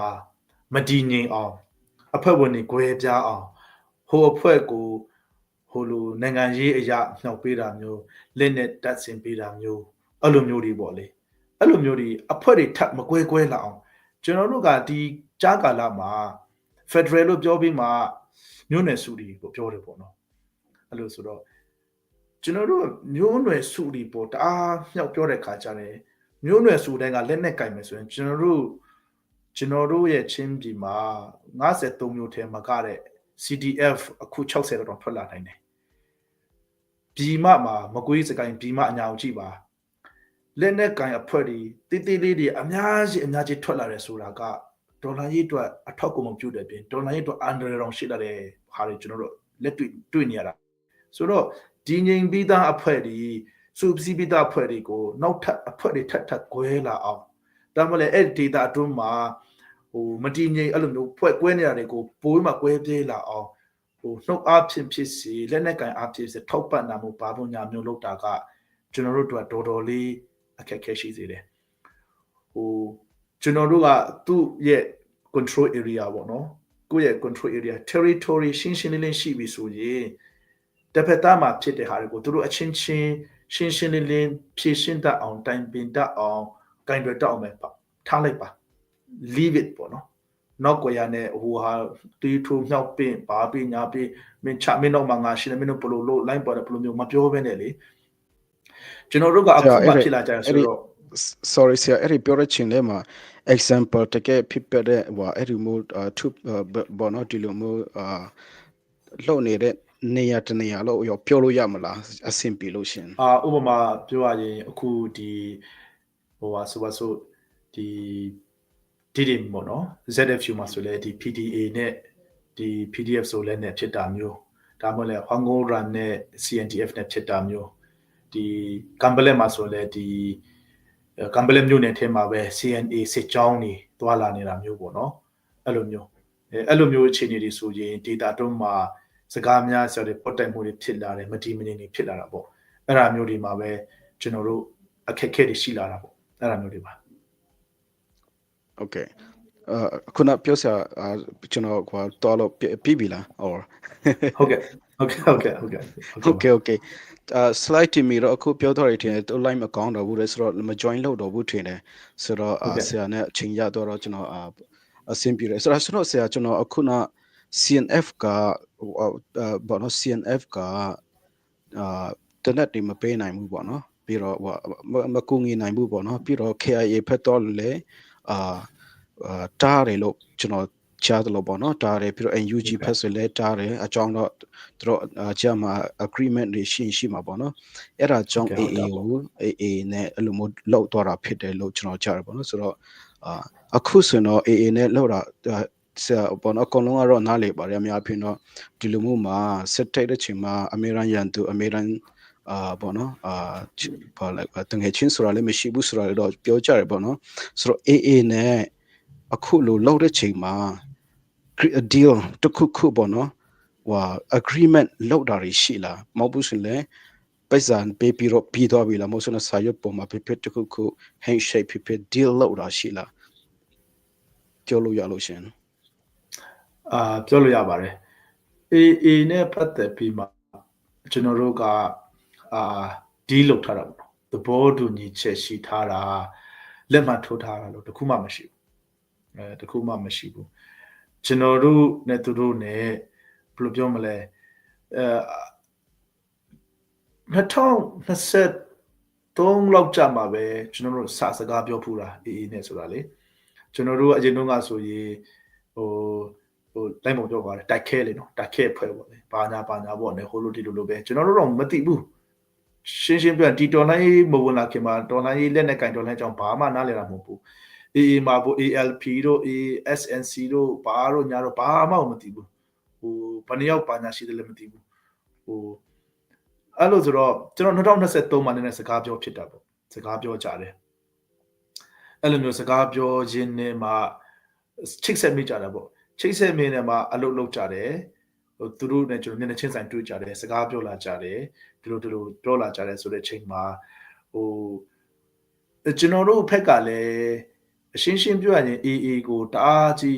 AA နဲ့ပတ်သက်ပြီးမတိနားမလဲတာအများကြီးပဲပြောရမယ်ဆိုရင်ကျွန်တော်တို့ကဥပမာကျွန်တော်တို့တော်တော်များများပေါ့နော်ဒီ CTF မင်းတပ်မှာလွတ်တဲ့သူတော်တော်များဒီ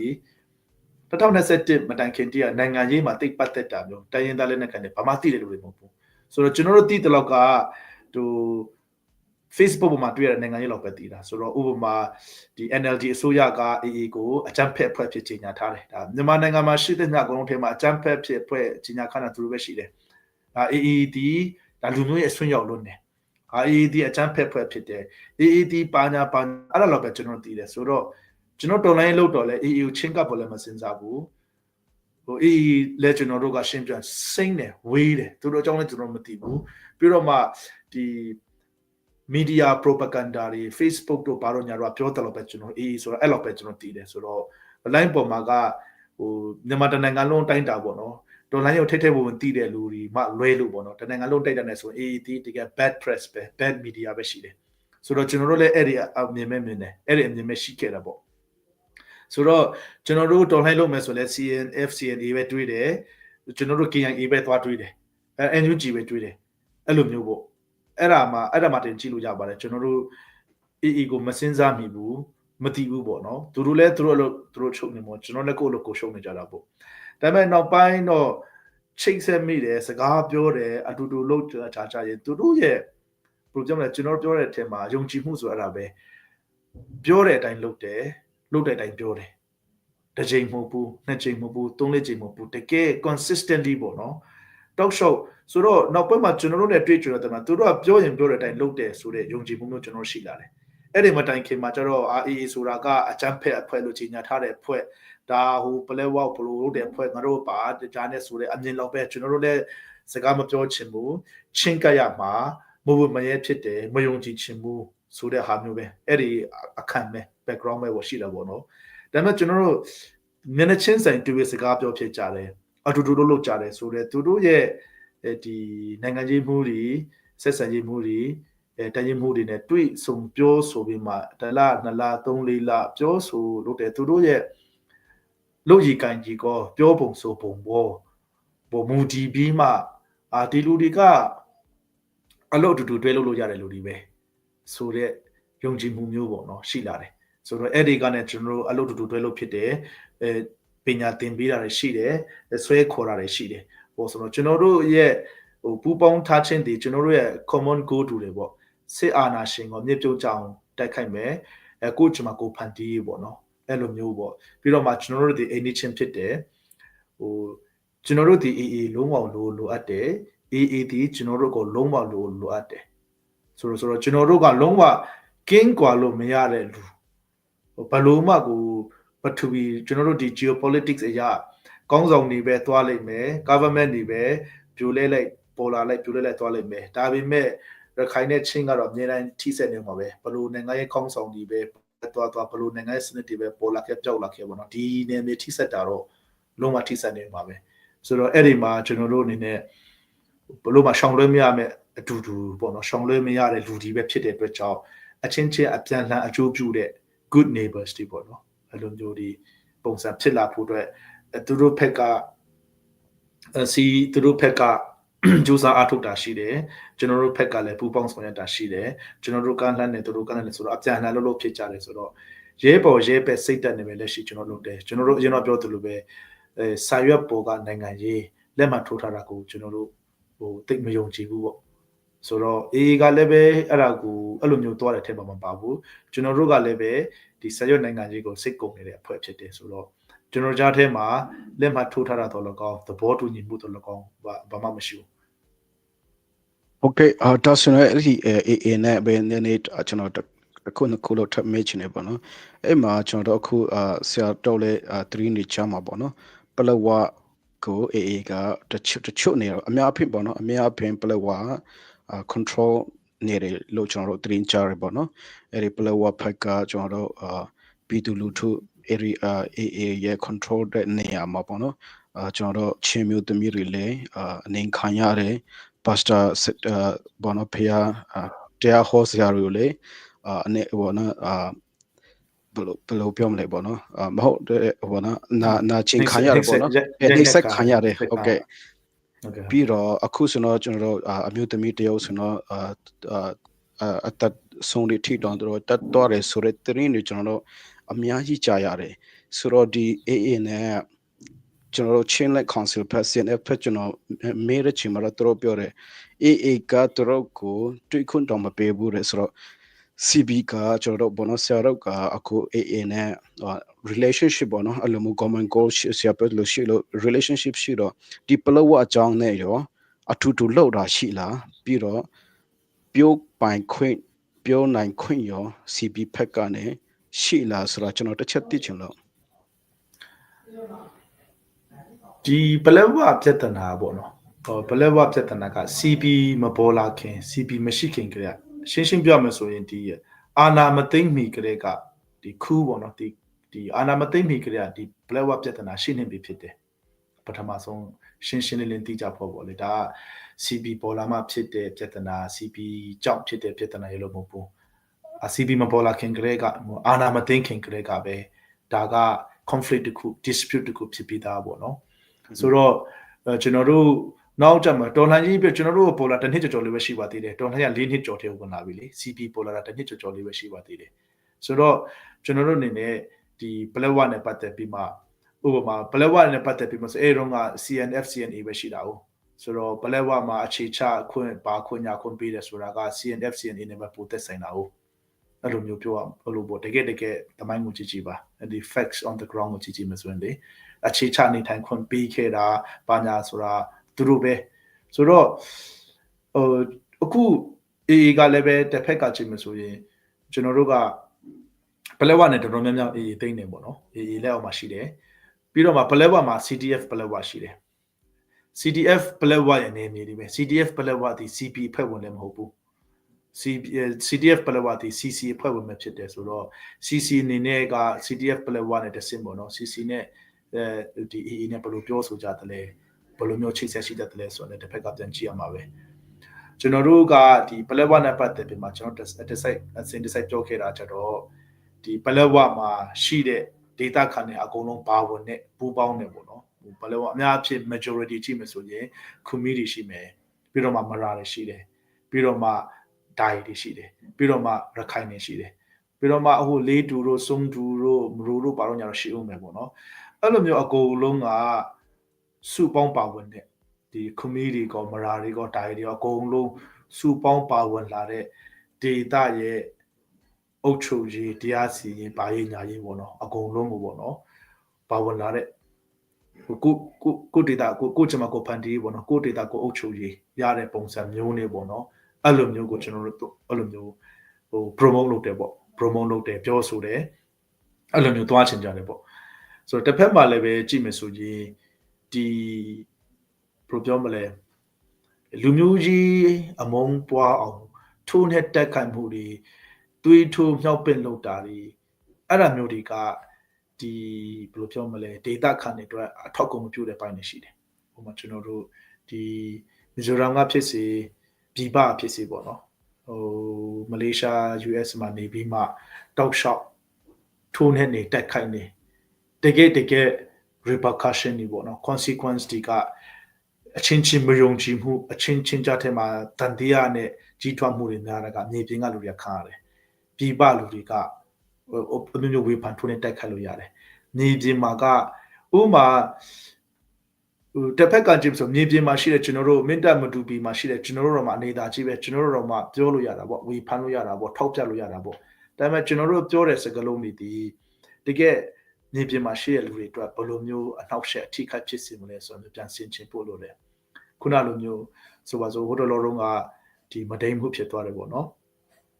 မဒိန်မှုလူတက်မှုဖြစ်သွားသူတို့စုံစမ်းစစ်ဆေးပြီးမှဒါကျွန်တော်တို့အရကတတ်တော်အလုပ်တာဟုတ်ပါတယ်ဆိုပြီးမှသူတို့ဝန်ခံတယ်နော်ဝန်ခံတယ်ပြီးမှဟိုတရားစီရင်မှုလုပ်သွားမယ်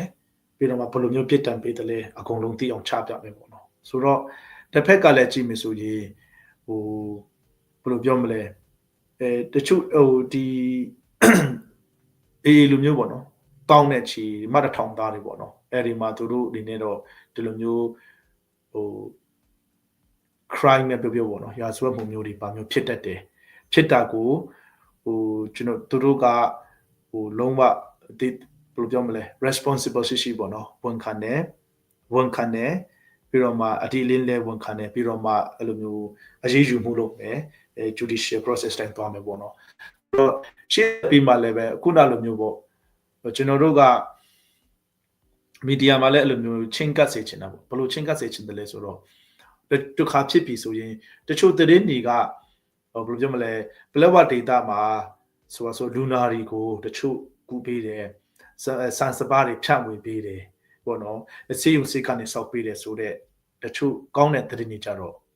မတက်လာဘူးဖယ်ထားတယ်ပေါ့မရှိရှင်မသိချင်အောင်ဆုံးတဲ့ပိုင်းနေရှိတာပေါ့ဟိုကျွန်တော်တို့ကတခါလေကြတော့လေတကယ်စေယုံစေခကနေစေကူနေပေးတာစာနာရိတ်ခါတွေဖြန့်ဝေပေးတာတကယ်ကူညီပေးတဲ့အပိုင်းတွေရှိလဲအဲ့ဒါလည်းပြောစေချင်တာပေါ့တကယ်ဖြစ်နေရင်တကယ်ဖြစ်နေတာပဲအဲ့ဒါလည်းထုတ်ပြောစေချင်တာပေါ့တစ်ဖက်မှာလည်းပဲခုလိုမျိုးပေါ့နော်မကောင်းတာတွေဖြစ်တယ်ဆိုရင်လည်းပဲဘယ်တော့မှဘလို့ဖြစ်တယ်ပေါ့ကျွန်တော်တို့ဒီ data ခဏီပေါ့နော်တခြား media တွေကိုလည်းပဲဘယ်လိုပြောမလဲအထောက်အထားနဲ့အခြေအနေနဲ့ပေါ့နော်တချို့ media တွေမှာကဟိုအမှန်တရားကိုပေါ်ပေါက်စီလို့တဲ့သဘောတဘာဝနဲ့ပေါ့နော်ဒီ facts ဒီအချက်အလက်ဒီပုံမူဒီမှာဘယ်တော့မှဘလို့ဖြစ်တယ်ပါညာပေါ့နော်ဟိုဘယ်လိုပြောမလဲအတင်ပြစေချင်တာပေါ့ကျွန်တော်တို့ချင်းမီဒီယာတွေတချို့တွေမှာကြတော့ဟာဟိုဘယ်လိုပြောမလဲရေးပုံသားပုံမှာစတကယ် instigate လုပ်တဲ့ပုံစံဘယ်လိုပြောမလဲမင်းတို့ညင်ခံရတော့မှာလားဒီလိုဖြစ်နေပြီဒီလိုဖြစ်နေပြန်ပြီဘာဖြစ်နေပြန်ပြီဘာညာဆိုတဲ့နည်းနည်းလှုံ့ဆော်တဲ့သဘောတဘာဝနဲ့ရေးမယ်အစား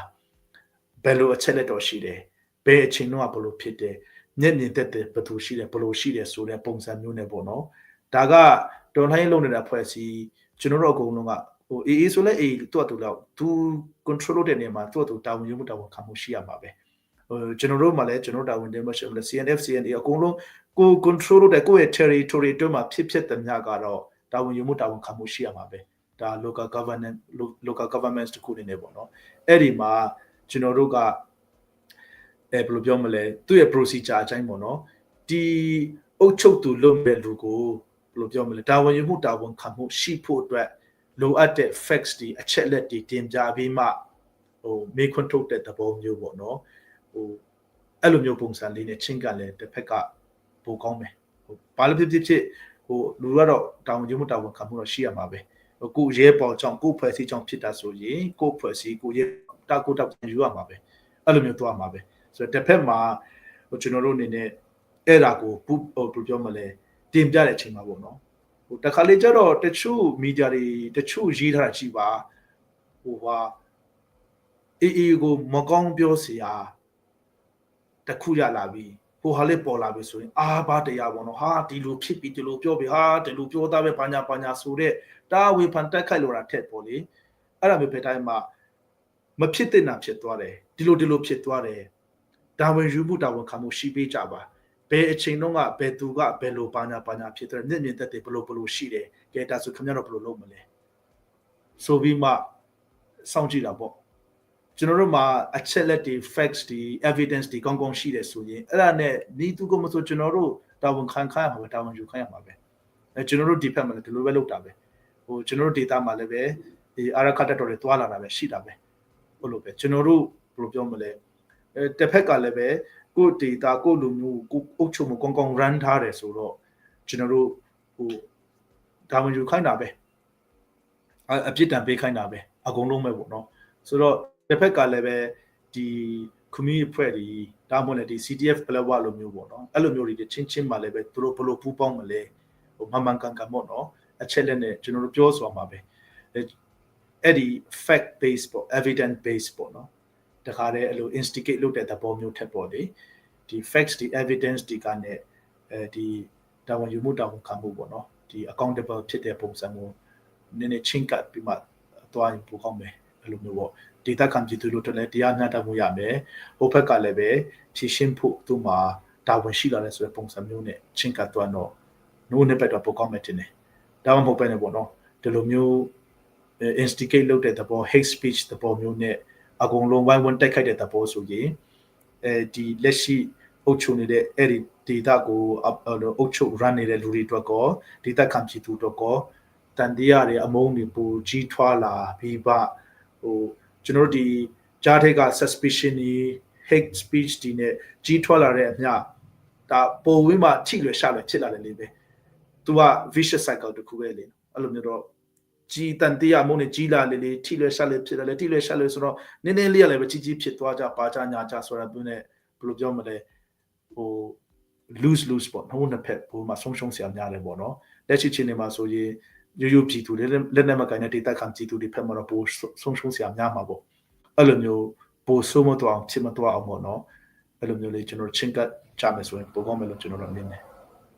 Okay ပါအဲ့ဒါကျွန်တော်လည်းခုပေါ့နော်ဒီ CB နဲ့ပတ်သက်လိုက်ပေါ့နော် AA နဲ့အကြောင်းနဲ့ပတ်သက်လိုက်ဟိုပေါ့နော်အများကြီးပြောချတယ်အဲ့ဒါကြောင့်ခုဒီဆရာလည်းကျွန်တော်တို့နဲ့ခုလို့ direct make ခွင့်ရှိတော့လေမမှန်တဲ့ဟာတွေဖြစ်ပေါ့နော်ရှင်းပြချိန်ရတော့အဲ့ဒါလည်းကောင်းတာပေါ့နော်ဆိုတော့ကျွန်တော်အဲ့ဒီမှာတခုပေါ့နော်ဒီကျွန်တော်တို့ဒီဘူချုပ်မှုကြီးထုံးမဲ့နိုင်ပေါ့နော်ဒီ AA သူတို့ခေါင်းဆောင် AA ခေါင်းဆောင်ကျွန်တော်တို့ CCN က2020မှာထင်တယ်အဲ့မှာကျွန်တော်တို့ interview လုပ်တော့မှာပလက်ဝကချင်းပြည်နယ်ဖြစ်တယ်ချင်းလူတွေရဲ့နေရာဖြစ်တယ်ဆိုပြီးတော့သူကိုယ်တိုင်ပြောခဲ့တယ်ပေါ့နော်ပြီးတော့ဒီ CB ဖတ်မှာတော့ဒီ slide team ထွက်ကလည်းပလက်ဝကတော့ချင်းပြည်ဖြစ်တယ်ချင်းပြည်နေရာဖြစ်တယ်လို့ပြောတယ်ပေါ့နော် CB အနေနဲ့ရောဒီပလက်ဝမှာဒီလို AA က control တာကိုအခုတော့ဒေါ်လာရေးချေနေဆိုတော့ဘယ်လိုမင်ပါတယ်လေပေါ့နော်ပလက်ဝမှာ AA နေတဲ့အကြောင်းအရာပေါ့နော်ဘာကြောင့်နေလေဆိုတာထက်ပေါ့နော်နောင်လာကြတော့ရောဘယ်လိုမင်ပါတယ်လေဆိုတာတစ်ချက်ဒီဟာနဲ့ပတ်သက်ပြီးတော့ထပ်ပြောလို့ရမလားဒီ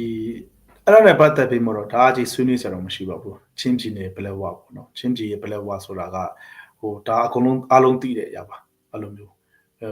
ချင်းပြည်နယ်ပလက်ဝအကုန်လုံးဒါဒီဟို officially ပဲဖြစ်ပေါ့နော်ဆိုတော့ဒါပိုချိုထုံးတဲ့နိုင်ကိုယ်တိုင်ပေါ့နော်ဒါချင်းပြည်ပလက်ဝဆိုတာအားလုံးသိတယ်ပေါ့လေသူကိုယ်တိုင်လည်းနှုတ်တော့ကနေပြောထားတာပေါ့နော်ဆိုတော့ဒါပေမဲ့ပလက်ဝရဲ့အခြေအနေပေါ့လေပလက်ဝရဲ့အခြေအနေကြည့်မယ်ဆိုရင်ဒါကျွန်တော်နားလည်တယ်လို့ပြောတာပါကျွန်တော်နားမလည်လည်းအများကြီးရှိပါတယ်ပလက်ဝရဲ့အခြေအနေဒီတစ်ဖက်ကကြည့်မယ်ဆိုရင်ဒီရခိုင်ပြည်ရဲ့လုံခြုံရေးပေါ့နော်သူတို့စကားနဲ့ဆိုအမျိုးသားလုံခြုံရေးပေါ့အမျိုးသားလုံခြုံရေးမှာအကြီးမားဆုံးချင်းချောင်းနေတာကပလက်ဝပဲအဲ့ဒီတော့လည်းကျွန်တော်တို့ဒီ CB နဲ့ပေါ့နော်သူသဖြင့်ဆိုမင်းတပ်ကမ်ပလင်းနဲ့တောက်လျှောက်ဖို့ပေါ်လာကဘာလို့လဲဆိုတော့ရခိုင်ပြည်ကိုကျွန်တော်တို့မကွေးရနဲ့ပဒန်းကပေါ့နော်အမ်ပဒန်းဝင်ပေါက်ရှိတယ်ပဲခူးပေါ့နော်တောင်ကုတ်ဖက်ကနေဝင်လို့ရတယ်ဒါမှလည်းအေယာဝတီကွာနဲ့ဝင်လို့ရတယ်ဆိုတော့ဒီမကွေးကောပဲခူးကောအေယာဝတီကောဒီရခိုင်ဝင်ပေါက်ကိုသူတို့ကောင်းကောင်းပိတ်နိုင်တယ်ကောင်းကောင်းတားနိုင်တယ်ဒါရိုးမှကြီးရှိတဲ့အတွက်ကြောင့် natural barrier တစ်ခုလိုမျိုးပေါ့နော် natural defense line တစ်ခုရှိတယ်ပေါ့လေဒီသူတို့ရဲ့အမျိုးသားလုံခြုံရေးအတွက်ပေါ့နော်အချုပ်ချာအာဏာအတွက်ပေါ့လေဒါပေမဲ့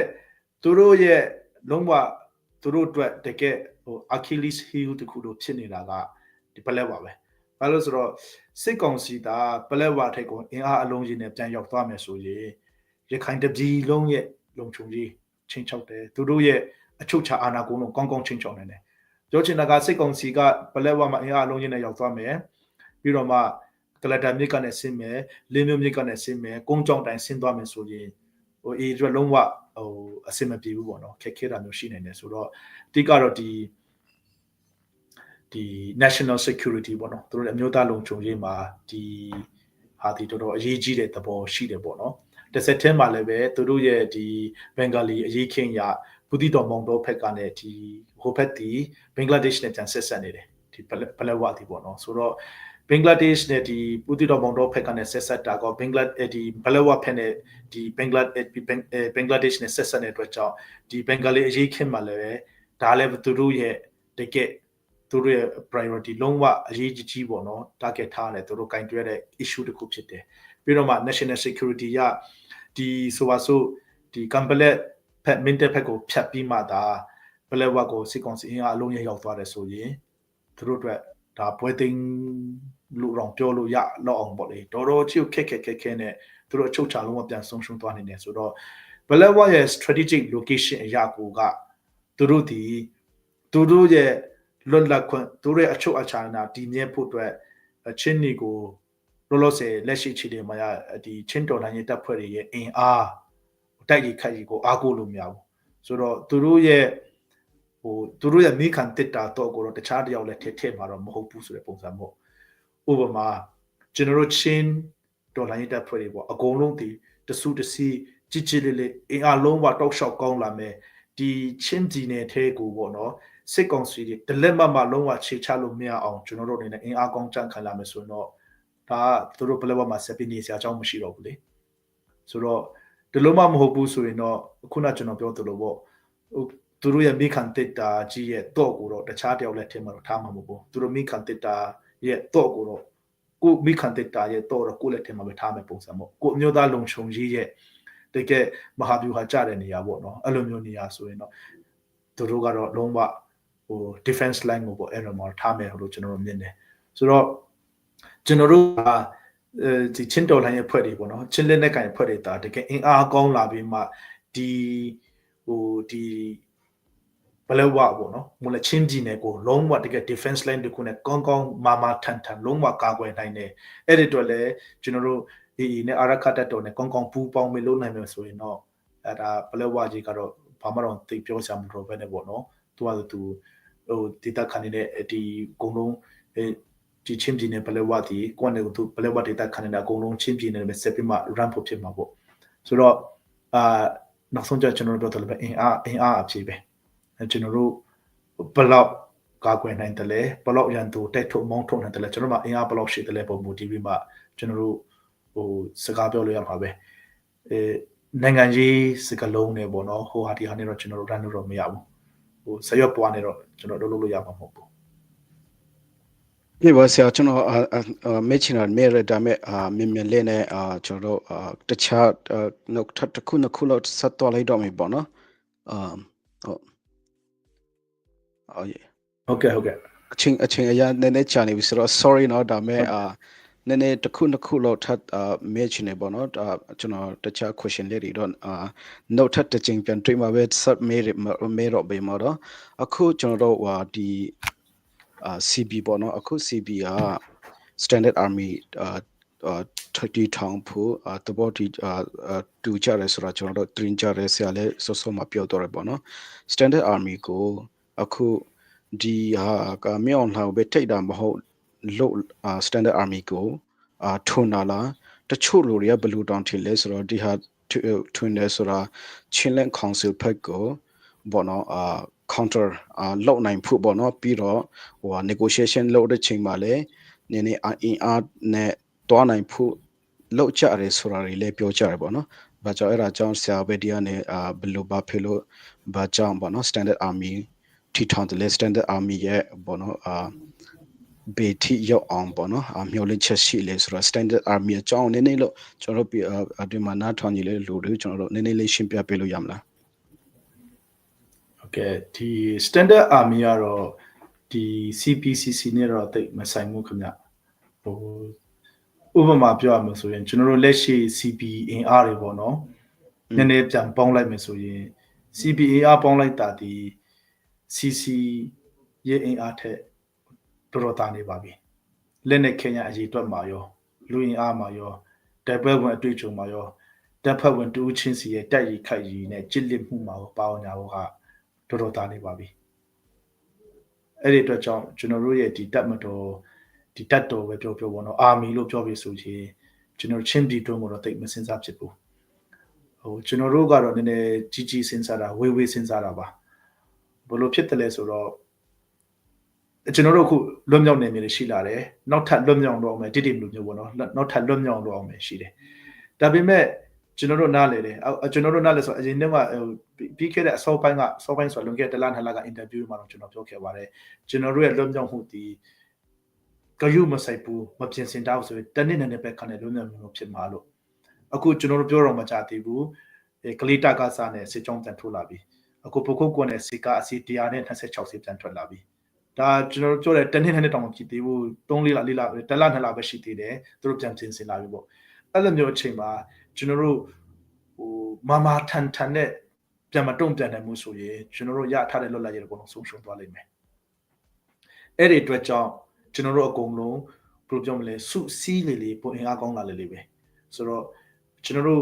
ဒီ CP တိတိပေါ့နော်လွတ်မြောက်လုပ်မယ်တိတိလွတ်မြောက်ပင်တဲ့အကုန်လုံးကျွန်တော်တို့စုစည်းလိုက်ပြီးဆိုတာနဲ့ကျွန်တော်တို့ ਨੇ ချင်းပြည်နယ်ထိစပ်တဲ့နေရာတွေပါကျွန်တော်တို့ကူရပါပဲအဲ့ဒီ data တွေပါလွတ်မြောက်လုပ်မယ်ပြီးတော့မှကျွန်တော်တို့ကစုစည်းအားချအဖြစ်ဥပမာနိုင်ငံကြီးမှာမြန်မာနိုင်ငံကြီးမှာအင်အားအဖြစ်ပဲဥပမာကြည့်ပါဝဆိုရင်အင်အားတော်ကောင်းတယ်အင်အားကောင်းလွန်းလို့ကိုစစ်မဖြစ်တော့တာလက်နဲ့ကိုကင်ထားပြီးမှအင်အားမကောင်းမှုဆိုရင်တော့ဒါအန်ဒရီကိုဖိတ်ခေါ်နေတယ်တူပဲစစ်ပွဲကိုဖိတ်ခေါ်နေတယ်တူပဲလက်နဲ့ကိုကင်မှတော့အင်အားကောင်းမှရမယ်ဆိုတော့ဝဆိုရင်စစ်မဖြစ်တာဘာလို့တောင်ကြလဲနှစ်ပုံ20 30လောက်တောင်ရှိတော့မယ်အင်အားကောင်းပြီးကောင်းနေတယ်အင်အားတော့လုံးဝကောင်းထားတဲ့အတွက်ကြောင့်သူတို့တိုက်ပွဲဖြစ်မှလုံးဝစိုးရင်စရာမလိုပဲနဲ့ data ဖွံ့ဖြိုးရေးဟိုသူ့ရဲ့လူမှုဘဝဖွံ့ဖြိုးတိုးတက်ရေးကောင်းကောင်းတစ်စိုက်မအာရုံစိုက်နိုင်တယ်ဆိုတဲ့ပုံစံမျိုးပေါ့ကျွန်တော်တို့မြန်မာနိုင်ငံမှာနိုင်ငံကြီးမှာတော့ဒီ politics ဒီ diplomacy ဒီ paper politics တွေအဖြစ်မဟုတ်ဘူး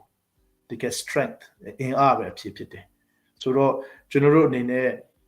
ကိုယ် data ကိုလုံးလွတ်မြောက်ဖို့ပြီးတော့မှကိုယ့်ရဲ့လွတ်မြောက်မှုဒီတနေ့နေ့ခဏတာပဲခဏလွတ်မြောက်မှုပဲနဲ့လုံးဝတာရှိခံတော့ဖို့နောက်တော့ကိုစိတ်ကောင်းစီကဘယ်လိုလဲလုံးဝရမစာရေးတဲ့ဘယ်လိုပြောမလဲမလုံရဲဘယ်လိုပြောမလဲမလုံရဲမကန်ရဲတော့မရှိဘူးဒါပေမဲ့ဒီလူတွေသွားထီတော့ငါလည်းလာမှာပဲ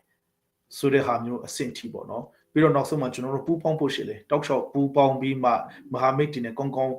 တီထားရင်ဆိုင်ထားတဲ့ပုံစံမျိုးနဲ့ပဲကျွန်တော်တို့ဘယ်လိုပြောမလဲကျွန်တော်လွတ်မြောက်မှုအာမခံနိုင်မယ်ကိုချမကိုဖန်တီးမှုကျွန်တော်တို့တွားနိုင်မယ်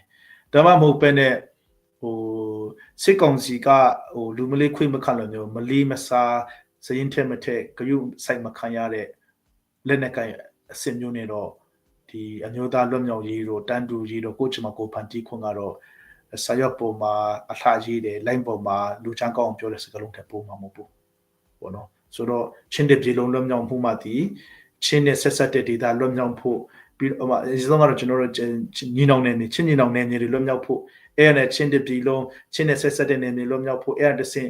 ်ဒီစစ်အာဏာရှင်တုတ်ကြသွားဖို့အဲ့ဒါနောက်တစ်ဆင့်ကိုချမကိုဖန်တီးခွင့်ပြေးဝရတဲ့ Federal နဲ့အတားပြေးဝတဲ့ data ဖြစ်လာဖို့အကုန်လုံးအတွက်ကျွန်တော်တို့ဒီဘယ်လိုပြောမလဲအာမီပေါ့နော်အားချိဖို့စူးစီးချစ်တဲ့လာဖို့လိုလေပေါ့အဲ့ဒီအတွက်သွားကြတာပါအဲ့ဒီအတွက်ဦးတည်တော့ပါကဲကျေးဇူးတင်ပါတယ်ဒါဆိုတော့အခုဆရာပြောတော့တစ်ဒီမအကြောင်းပေါ့နော်တစ်ချက်မဲ့ချင်တယ်တစ်ဒီမတော့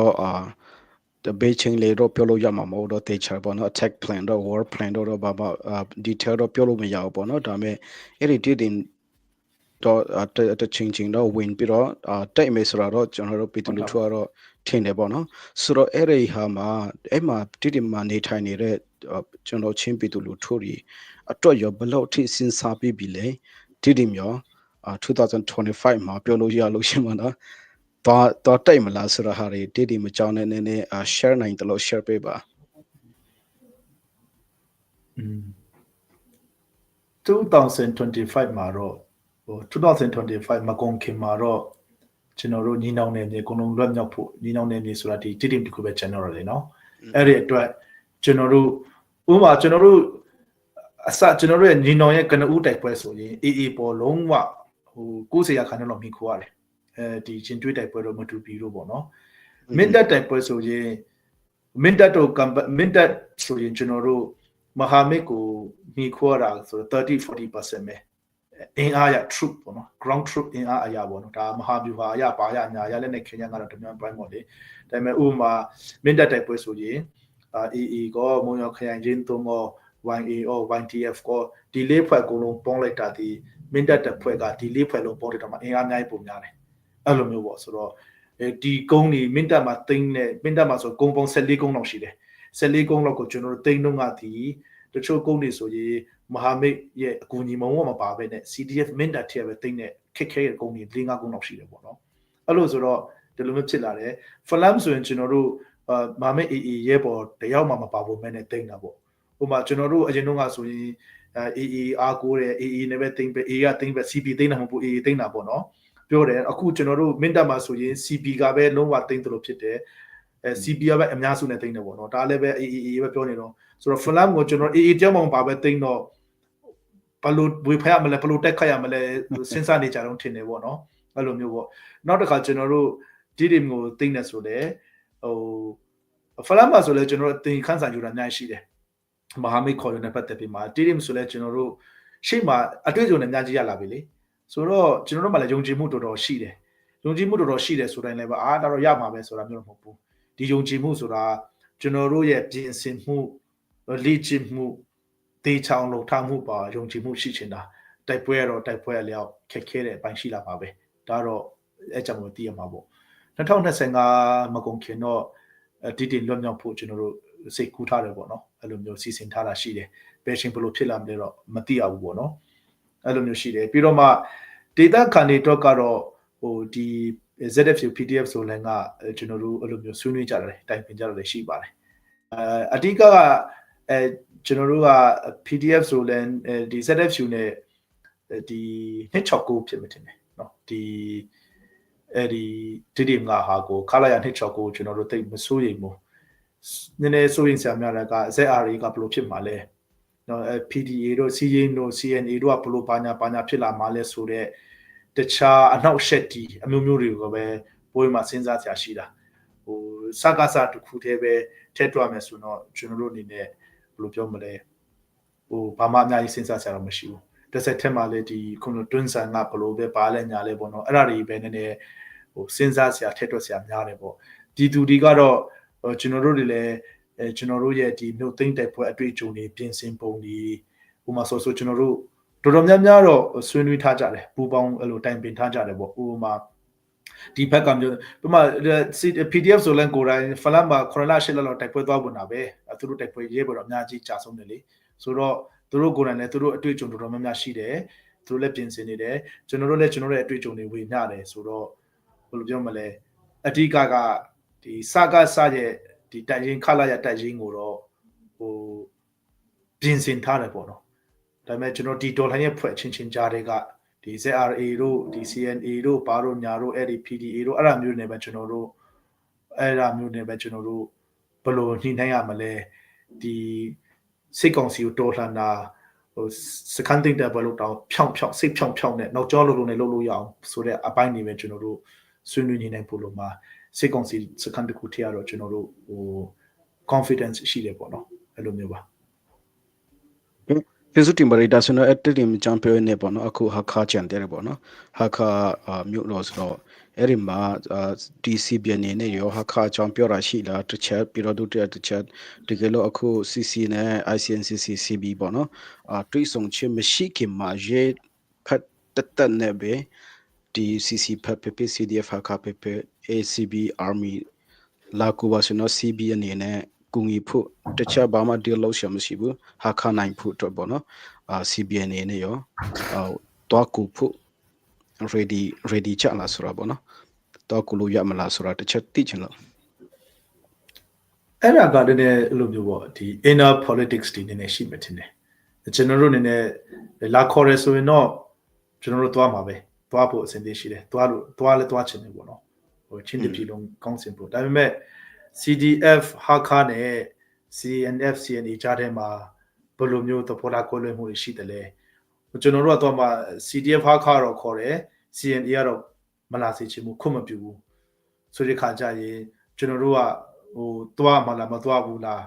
အဲ့လိုမျိုးဆိုတော့ဒါကဟို CNF CNA ရဲ့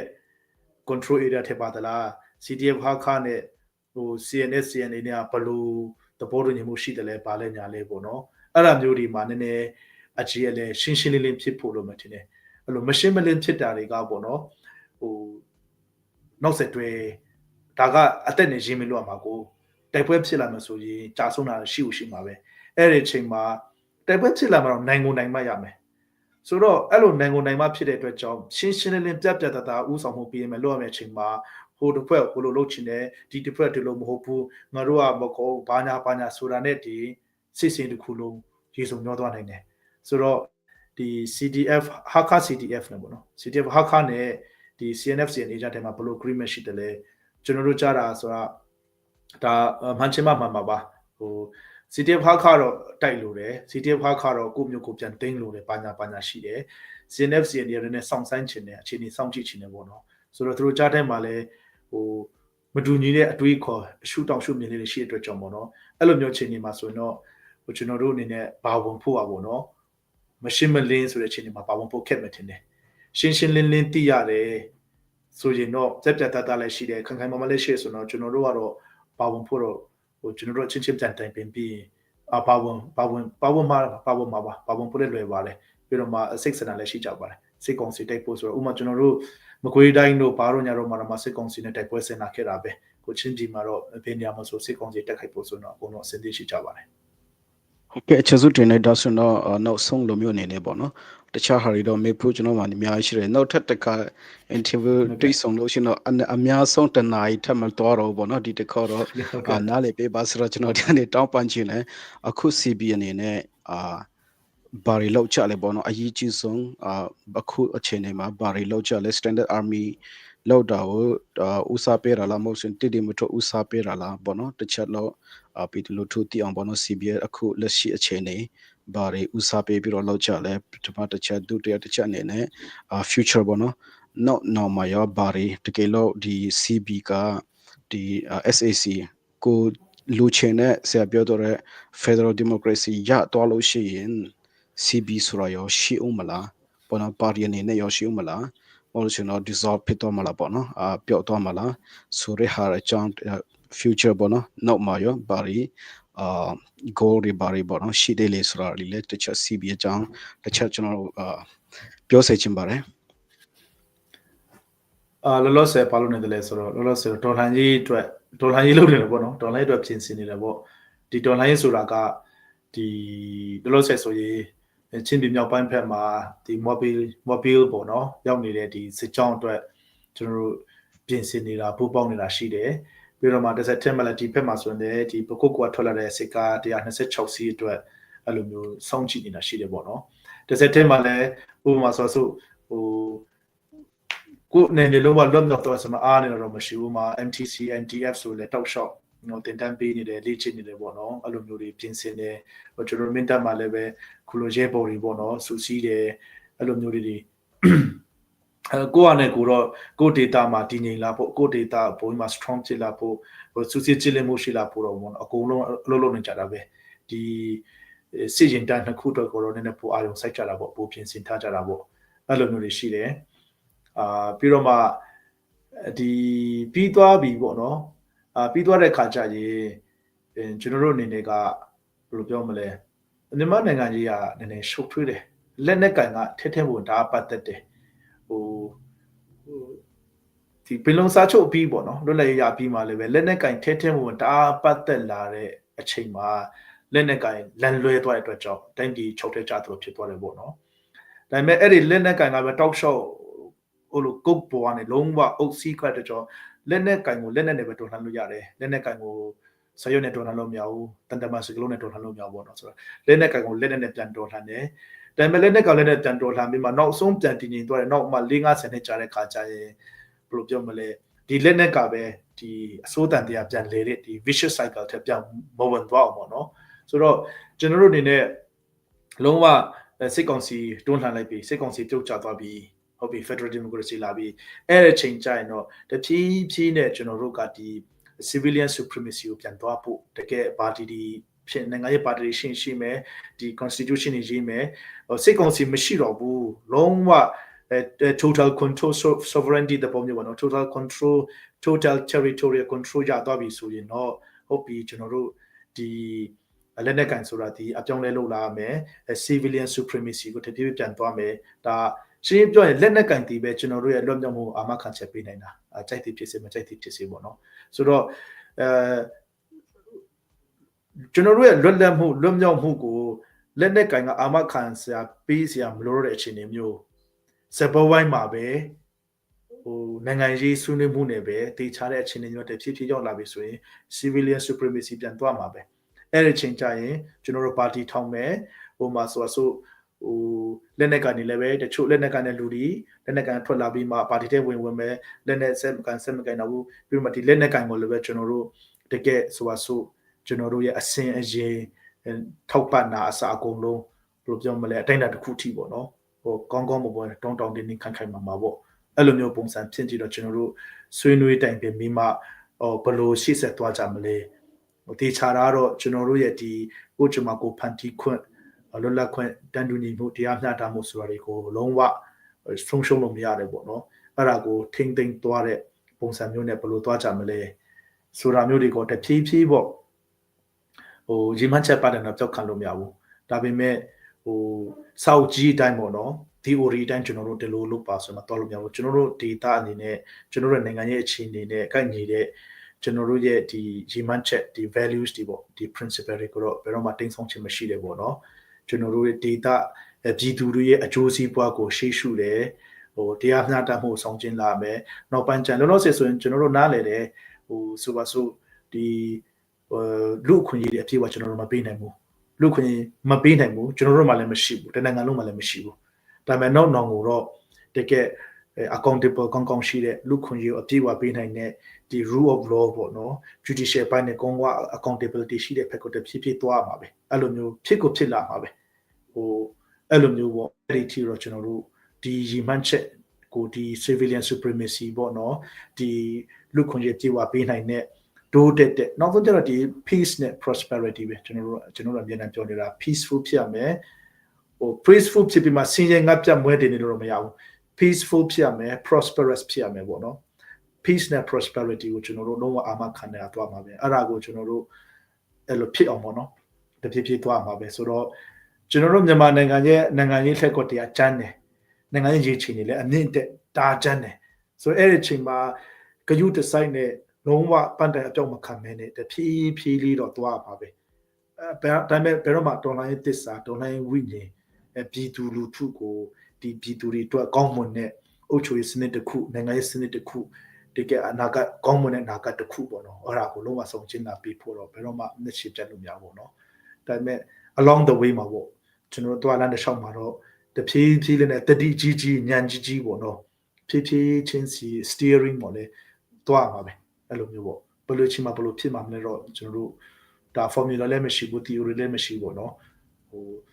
adaptable ပေါ့တော်လိုက်လက်တင်ရတဲ့ပြုပြင်ပြောင်းလဲလိုအပ်တယ်လို့လည်းလုပ်ပြီးမှသွားပါမယ်โอเคပါကျေးဇူးတင်ပါတယ်ဒါဆိုတော့နောက်ဆုံးပေါ့နော်အခုကျွန်တော်နောက်ဆုံးအနေနဲ့အခုဆရာပြောသလိုပေါ့နော်ဒီ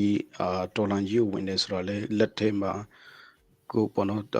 လူငယ်တွေရှုံးသွားတာတွေတွေ့တယ်ပေါ့နော်အဲ့လိုမျိုးဆိုတော့ကဲပေါ့နော်ဒီဆရာကိုညမအိတ်နိုင်အောင်ထားတဲ့အရာတွေကဘာလဲပေါ့နော်ဒီဒေါ်လာကြီးနဲ့ပတ်သက်ပြီးတော့လေအဲ့ဒါတစ်ချက်ပြောပေးပါပြီးတော့နောက်ဆုံးအနေနဲ့ကျွန်တော်မေဖုမတိလိုက်တယ်ပေါ့နော်မမေဖုဖြစ်လိုက်တဲ့ဟာတွေထဲမှာဆရာဒီကျွန်တော်ချင်းပြည်သူလူထုတွေတိစေချင်တဲ့အရာတွေရှိလို့ရှိတော့ပေါ့နော်ဟို message လို့ပေါ့နော်နောက်ဆုံးတစ်ချက်အဲ့ဒါလည်းတစ်ချက်ပြောပေးပါဆိုတာကျွန်တော်ပြောတောင်းပန်ချင်တယ်ပေါ့နော်ပြီးတော့ကျွန်တော်ခိုးဆော့ပြောတယ်လို့အခုလိုအချိန်ပေးရတော့အရန်ကျေးဇူးတင်တယ်ပထမဆုံးinterview ဆိုတော့မေခွင့်အများကြီးရှိတယ်မေချင်တဲ့ဟာတွေလည်းမေဖြစ်တဲ့ဟာတွေအများကြီးရှိတယ်ပေါ့နော်နောက်တစ်ချိန်မှာတွေ့မယ်လို့ယုံကြည်တယ်အဲ့ဒီချိန်မှာတော့တနိုင်လုံးဝမကြော်တော့ဆိုတော့ဒီကနေ့ကျွန်တော်ဂရီပေးတယ်ဆိုတော့အဲ့ဒါအခုတော့နိုင်နည်းနည်းများတော့ခုလဘတ်ဆိုတော့လေဒီကနေ့ပြောချင်တယ်အရန်ကျေးဇူးတင်တယ်ခုဆရာပဲအချိန်ယူလိုက်ပါတော့နော်โอเคဟိုကျွန်တော်ညမအိတ်ပြောတာတော့မရှိဘူးကျွန်တော်နည်းနည်းအိတ်မက်တယ်အဲ့လိုမျိုးဟိုဘာပဲဖြစ်လာပေါ့လေနော်ဟိုကျွန်တော်တို့အရေးကြီးဆုံးကတော့ဆောလည်းပြောတော့ self respect ပေါ့နော်ကိုယ့်ရဲ့လုပ်ရက်တွေကိုပြန်စဉ်းစားလိုက်တဲ့ခါကျရင်ဟိုအဲ့ဒီပြီးထားတဲ့အခြေအနေဖြစ်တဲ့အခြေအနေနဲ့ဟိုအရေးကြီးဆုံးကဒီ integrity ပေါ့နော်အယုခံစိတ်နဲ့ဟိုရှိသမျှကိုစွညံစွနဲ့ဘယ်သူမှထိခိုက်နေတာလို့စိတ်မရှိဘဲနဲ့အဲ့လိုမျိုးလုပ်လိုက်တယ်ပေါ့နော်ဆိုတော့လုတ်ခဲ့တဲ့ဟာတွေအတွက်ဘယ်လိုပြောမလဲဒီနေ့ထိလုတ်ခဲ့တဲ့ဟာတွေအတွက်အကုန်လုံးကဘယ်လိုပြောမလဲဟိုကိုချိန်တတ်တယ်ပေါ့နော်ဟိုလူတွေကကျတော့ဟိုတစ်ဖက်မှာလည်းပဲကျွန်တော်တို့ဒီလိုမျိုးလုပ်တယ်ဆိုတာကလူချိန်များပို့လုပ်တာမဟုတ်ဘူးကျွန်တော်တို့က လူပြစ်တင်ခံမှာဆိုတာလူတွေကမထောက်ခံမှာဆိုတာနဲ့ကို principle တချို့ကို compromise လုပ်တာရှိတယ်ပေါ့နော်ဆိုတော့လုပ်တာရှိတယ်ကျွန်တော်ကလူကြိုက်များဖို့ဟိုမှာလီကွမ်ကျူလို့ပြောတော့ I'm not interested in being loved ပေါ့လေဟိုဘယ်လိုပြောမလဲလက်ရှိလဲအမြင်ကတ်တယ်လို့ရှိတယ်ချစ်တယ်လို့လည်းအများကြီးရှိတယ်လေးစားလို့အများကြီးရှိတယ်အဲ့ဒီချစ်ခင်ပါလေးစားပါတယ်ဆိုတဲ့လူတွေဒီနောက်တစ်ပတ်နှစ်ပတ်တလထားချာလုံးဝအမြင်ကတ်တယ်ဖြစ်နေတယ်အမြင်ကတ်တယ်လို့ကပြန်လေးစားပါတယ်ပါညာရှိမှာပဲဟိုဆိုတော့ကျွန်တော်ရဲ့ values တွေကပါလဲကျွန်တော် principle တွေကပါလဲပေါ့နော်အဲ့ဒါတွေကိုကျွန်တော်အခြေခံပြီးမှသွားတယ်ဒီကျွန်တော်တို့ CP မှာဖြစ်စေကျွန်တော်တို့ဒီ Mintet မှာဖြစ်စေတိုးတက်ဆရာတွေအများရှိသေးတယ်ဆရာပြုပြင်ပြောင်းလဲဆရာတွေအများရှိသေးတယ်ဟိုဒီတော်လှန်ရေးလမ်းကြောင်းကလွဲချော်သွားပြီမှာပေါ့နော်ကျွန်တော်တို့ကောင်းဆောင်နေသည်ဟိုကိုကျိုးစီးပွားအတွက်ဒီလက်နက်ကင်တပ်ဖွဲ့ကိုကျိုးစီးပွားအတွက်ဒီအဖွဲ့အစည်းတစ်ခုတည်းကောင်းစားရေးအတွက်အလွဲသုံးစားလုပ်လာမှာပေါ့နော်ရှင်းပြောရင်ဟိုဒီမြန်မာစစ်တပ်ပေါ့ဒီမြန်မာအာမီတပ်မတော်ပေါ့လေတပ်မတော်ဒီမင်းအောင်လှိုင်ရဲ့ခပိုက်ဆောင်တပ်ဖွဲ့လို့ဖြစ်လာတာပဲပြောမှဆိုရင်အင်အားသာကြီးတာပေါ့နော်မင်းအောင်လှိုင်နဲ့သူ့ရဲ့အပေါင်းပါတစုအတွက်ခပိုက်ဆောင်တပ်ဖွဲ့လို့လိုရာသုံးလိုရာစီခိုင်းတဲ့တပ်ဖွဲ့ဖြစ်သွားတာပဲအဲ့လိုမျိုးပေါ့ဆိုတော့ကျွန်တော်တို့မှာဒီလည်းပဲအဲ့လိုမျိုးပေါ့ဒီပြည်သူလူထုရဲ့အကုန်လုံးအကျိုးစီးပွားကိုရှေ့ရှုမှာဒီအနာဂတ်တည်ဆောက်ဖို့ကျွန်တော်တိုက်ပွဲဝင်နေတာဖြစ်တယ်ဒီအနာဂတ်ဆိုတော့မှဒီတပ်ဖွဲ့ဝင်ရဲပေါ်လေးတွေကစအခုချိန်မှာကိုကစကြောင်းပြန်တက်ခြင်းနဲ့စီးပွားရေးပြန်လုပ်ခြင်းနဲ့ပညာပြန်သင်ခြင်းနဲ့ရဲပေါ်တော့အများကြီးရှိတယ်အဲ့ဒါတွေကိုသူတို့ထားခဲ့ပြီးမှတပ်ဖွဲ့မှာလက်နဲ့ဆက်ကင်နေကြတယ်ဆိုတော့ကျွန်တော်တို့ကအကျိုးစီးပွားလို့ပြောဆိုအဲ့ဒီရဲပေါ်လေးတွေအနာဂတ်လက်ပါတယ်သူတို့ရဲ့ပညာရေးခွန်လန်းနေလဲပါတယ်ပြည်သူလူထုအကုန်လုံးနောက်ကိုကျွန်တော်တို့စိတ်ကူးနေတာကကျွန်တော်တို့နောက်နှစ်20 30လောက်ဆိုရင်ကျွန်တော်တို့မင်းတပ်ဒီချင်းပြည်ဒီတချို့နေရာမှာတောင်ကြီးလိုမျိုးကလောလိုမျိုးပေါ့နော်ကာလန်ကောင်းကောင်းတန်တန်ရှင်းရှင်းတိုးတက်လာမယ်နောက်နှစ်ပေါင်း50လောက်ကြာရင်စင်ကာပူလိုဖြစ်လာနိုင်တယ်နောက်နှစ်ပေါင်း80 80ကြာရင်ဆိုပါစို့ဆွစ်ဇာလန်လိုမျိုးပေါ့နော်ဒီစကန်ဒီနေးဗီးယားနိုင်ငံလိုမျိုးကျွန်တော်တို့ဘာလို့မဖြစ်နေရမှာလဲအဲ့လိုမျိုးတွေကိုကျွန်တော်တို့ဒါအလုပ်ဒီဇိုင်းမရှင်းပြောရင်ဘလို့လို့ရင်ဘလို့ဖြစ်တယ်ဆိုတော့နီလန်းကရှင်းလေးရှိပြီးသားပဲ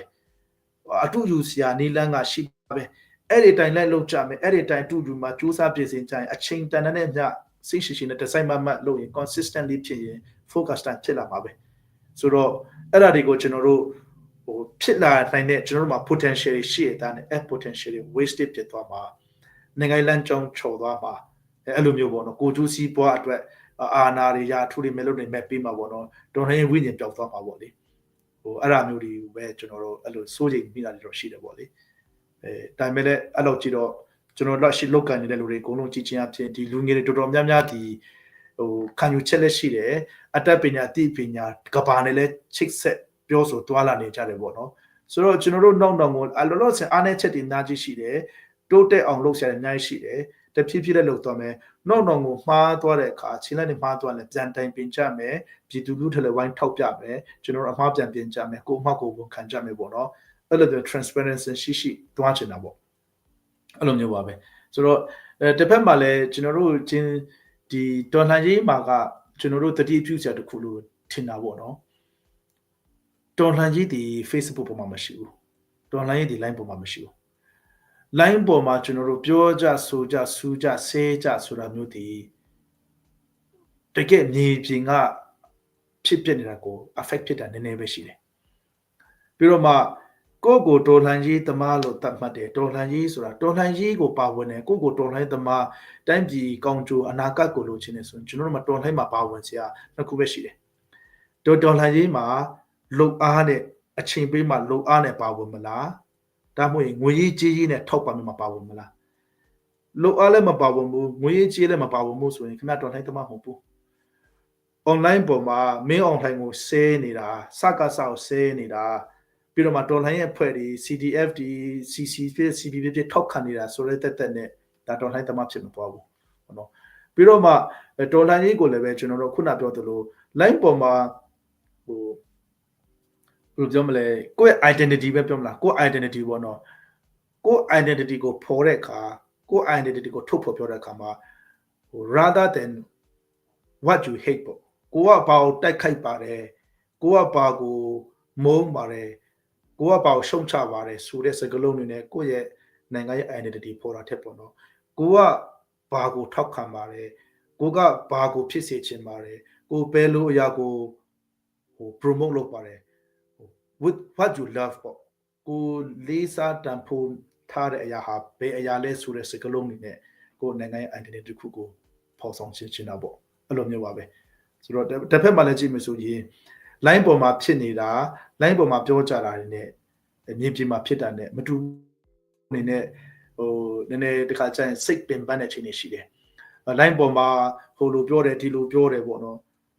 အားရနေကြတယ်ဝမ်းသာနေကြတယ်အမြေပြင်မှာအားရစရာမရှိတာတွေအများကြီးပဲစိုးရင်ဆိုင်နေရှိတယ် line ပေါ်မှာတအားဝမ်းတယ်ပါညာဖြစ်နေတယ်ပေါ့နော်ဒါပေမဲ့မြေပြင်မှာအဲ့လိုမဟုတ်ဘူးဆိုတော့ဒါပေမဲ့ line ပေါ်မှာတော့အချင်းချင်းပြောကြကျွန်တော်တို့ line ပေါ်မှာကျွန်တော်တကယ်ချင်းနေဆိုလဲကျွန်တော်ဆိုတကူးတကဒီ CC ထောက်ခံသူတွေပေါ့နော်ကိုယ့်ရဲ့ friend ထဲမှာထားတယ်ဘာလို့လဲဆိုတော့ကိုယ့်ရဲ့ bubble ပေါ့နော်ရှင်းပြော line ပေါ်မှာတည်းလဲ bubble တွေပဲကိုယ့်ဘလုံးကောင်းတဲ့ကိုပဲကိုပြောတာကိုထောက်ခံမဲ့လူကိုထောက်ခံမဲ့ဟာပဲပြောမဲ့လူလို့ဒီပဲကိုက friend ဖြစ်နေတာများတာဆိုတော့အဲ့ဒါဆိုတော့ဒီတချို့နေရာမှာကျွန်တော် inform မဖြစ်တော့ပေါ့နော်ဟိုဆိုတော့လူဒီဆိုတာပြလဲကိုပြောတာထောက်ခံတဲ့လူကိုထောက်ခံမဲ့ပြောတဲ့လူကြားချင်းကတော့ကြိုက်နေတာပဲဟာငါတို့ကတော့ဟာဒီလိုပဲဒီလိုလူတွေပဲဆိုတော့ငါတို့ကကိုနဲ့ကိုတင်ငယ်ချင်းညာတာကိုထောက်ခံတယ်ဆိုတော့တကဘာလုံးကတာကိုထောက်ခံတယ်ပဲထင်တော့တာဟုတ်ဆိုတော့ဥပမာဆို Trump ကျွန်တော်ထဲမှာ Trump ကိုအမြင်ကတ်တယ်လို့ရှိတယ် Trump ကိုအသေးကြီးထောက်ခံတယ်လို့ရှိတယ်ပေါ့နော်အဲ့လိုမျိုးတွေပေါ့နည်းနည်း divided opinion တွေထားဖို့ပေါ့နော် CC ထောက်ခံတဲ့လူတွေရှိတယ်ပြောတယ်ဆိုတဲ့ခါကျရင်ကိုကလည်းမြင်ရတယ်ဒီလူပြောဆိုတာကျတော့အချက်လက်ပေါ်ချိန်ခါတယ်ဒီလူကကျတော့အမုန်းပြတဲ့တဲ့ပဲဒါ CP မှာလည်းရှိတယ်CNF CND ရှိဖို့ပြောမလဲ365ရက်မှာ365မျိုးနဲ့ဆဲတယ်လူတွေပေါ့နော်အမျိုးမျိုးရှိတာပဲဆိုတော့ဘာသူပဲပြောစစ်လိုက်တာပေါ့နော်အဲ့ဒီအောက်မှာတော့သိစရာမြင်စရာနားလည်စရာတွေရှိတဲ့ခါကျတော့လေအဲ့လိုမျိုး inform ဖြစ်တာပေါ့နော်ဘယ်လိုပြောမလဲဟိုငါပြောတာအလုံးထောက်ခံကြတယ်ငါထောက်ခံတာအလုံးပိုင်းပြောကြတယ်ဆိုတော့ဝလုံးကောင်းတရားနဲ့မဖြစ်လာဘဲနေပေါ့နော်အဲ့လိုမျိုးလေးတွေပေါ့ဆိုတော့ဒီကတော့အဲ့ဒီ online social media နဲ့ပတ်သက်ပြီးပါကျွန်တော်တို့မြန်မာနိုင်ငံမှာက social media ကနည်းနည်းခုနောက်ပိုင်းဒေါ်လာရေးကိုလုံးဝဒေါ်လာရေးကိုထောက်ခုပြုမယ်စားပေါ့နော်အချင်းချင်းအပြန်လှန်အတိပြစ်တင်ဝေဖန်ပြောဆိုတဲ့ဒေါ်လာရေးကိုအထောက်ခုပြုတဲ့ online platform social media ပုံစံကနေတွေးဖယ်လာတယ်ပေါ့နော်ရွေ့လာတယ်လမ်းနည်းနည်းလမ်းဖယ်သွားတဲ့ပုံစံနဲ့မြင်ရတယ်အဲ့လိုမျိုးပေါ့ဆိုတော့ rather than with what you hate ပေါ့နော် with what you love what you promote ပေါ့နော်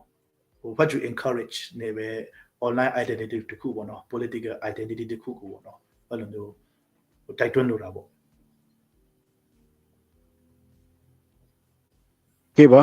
ကျေးဇူးတင်ပါတယ်ဆရာအခုလို့ကျွန်တော်စောစောလေးပြောတယ်ပေါ့နော်နှစ်နာရီခွဲတော့ချိန်ပေးတယ်ပေါ့နော်အရန်ကျေးဇူးတင်တယ်မနေ့ပိုင်းအလုပ်ဒီလေးရှိမှာ meeting လေးရှိမှာအခုလို့အချိန်ပေးပြီးတော့ကျွန်တော်မေခွန်းတဲ့ကောင်လုံးဖြီးပေးတဲ့အတွက်လည်းကျွန်တော်ကျေးဇူးတင်တယ်နောက်မှလည်းပြန်ဆောင်ဖို့ကျွန်တော်မျှော်လင့်ပါတယ်ဒါဆိုတော့ဆရာကျွန်တော်ချင်းလို့နဲ့ဆုံးသက်နောက်ဆုံးသက်ပြောသွားလိုက်မယ်နော်ဟုတ်ကဲ့ပါအတူက slice your mountain meet spokesperson chin brotherhood the biro na kan van ge mi se atu lewa kan drama chin council team le chin brotherhood tin kami phun lot na denga aizomen omi atu ukhata semi chin brotherhood lai he kan biro na se atu tan kan biro na kol ho si cha ka ton na ka chim chaban to in chim sol mi le asang de mum so jang khan aru azia tyang kha ra ka thiam te ti ka van som kan tu na hi video he mi tampi ni kam mu khona denga share na zo khan thajar kam peu atu ban to ken thu te kam ban to ta chan tik zonga zo nakin thajan kam pek long kha lo khan share shim le like zong khan thajan kam pek shim ti zong kha van som kan tu na he tu zanna ika zon biro na ka tar pi tu aslai yo mang chung khan kalom tok ti mi zong kha da na van chim ke tu sia chen hinu video khan tong than ten halai